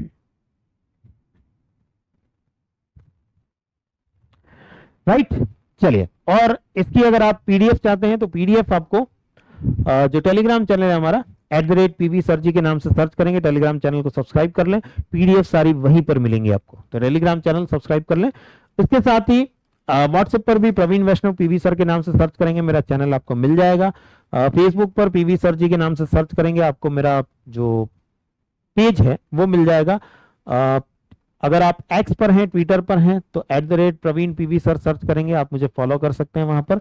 और इंस्टाग्राम पर भी @PV सर जी के नाम से सर्च करेंगे, मैं आपको मिल जाऊंगा, वहां भी आप मुझे फॉलो कर सकते हैं। बहुत सारे रील्स जो हैं, एजुकेशनल रील्स, बहुत सारी जानकारियां आपको इंस्टाग्राम पर भी मिलती रहती हैं। तो वो सारी चीजें आपको अलग अलग प्लेटफॉर्म से मिलती रहेंगी। आप जिस भी प्लेटफॉर्म पर अवेलेबल हैं वहां से आप इनको फॉलो जरूर कर लें। पीडीएफ के लिए स्पेशली टेलीग्राम चैनल को फॉलो जरूर कर लें। राइट, चलिए, तो मैं मानता हूं कि ये सेशन आप लोगों को काफी ज्यादा इंपॉर्टेंट लगा होगा। सेशन थोड़ा लंबा जरूर हो गया है क्योंकि चैप्टर भी बड़ा है और मैं इसे 2 पार्ट में नहीं बांटना चाहता था। पहले विचार यही था कि इसके 2 सेशन किए जाएं, पर मैं नहीं चाहता था कि आधी अधूरी जानकारी एक सेशन में रहे, फिर दूसरे सेशन में आधी अधूरी जानकारी रहे, तो मैंने एक ही सेशन कर दिया है। थोड़ा लंबा जरूर हुआ है, पर मेरे ख्याल से आपको सारी जानकारी एक साथ यहाँ पर मिल पाए, इसलिए ये प्रयास किया है। तो मेरे ख्याल से आप लोगों को ये पसंद आया होगा, तो लाइक जरूर करें। जो भी बच्चे हैं, जो भी आपके साथ में और फेलो स्टूडेंट्स हैं, जो जिनको आपको लगता है कि इनके साथ में शेयर किया जाना चाहिए, शेयर जरूर करें और इस चैनल को सब्सक्राइब जरूर करें ताकि आगे आने वाले ऐसे ही वीडियोस जो हैं वो आपको मिलते रहें। और जो क्वेश्चन मैंने पूछा है उसका आंसर भी कमेंट सेक्शन में मुझे जरूर दें। चलिए तो मिलते हैं नेक्स्ट सेशन के अंदर। Thank you.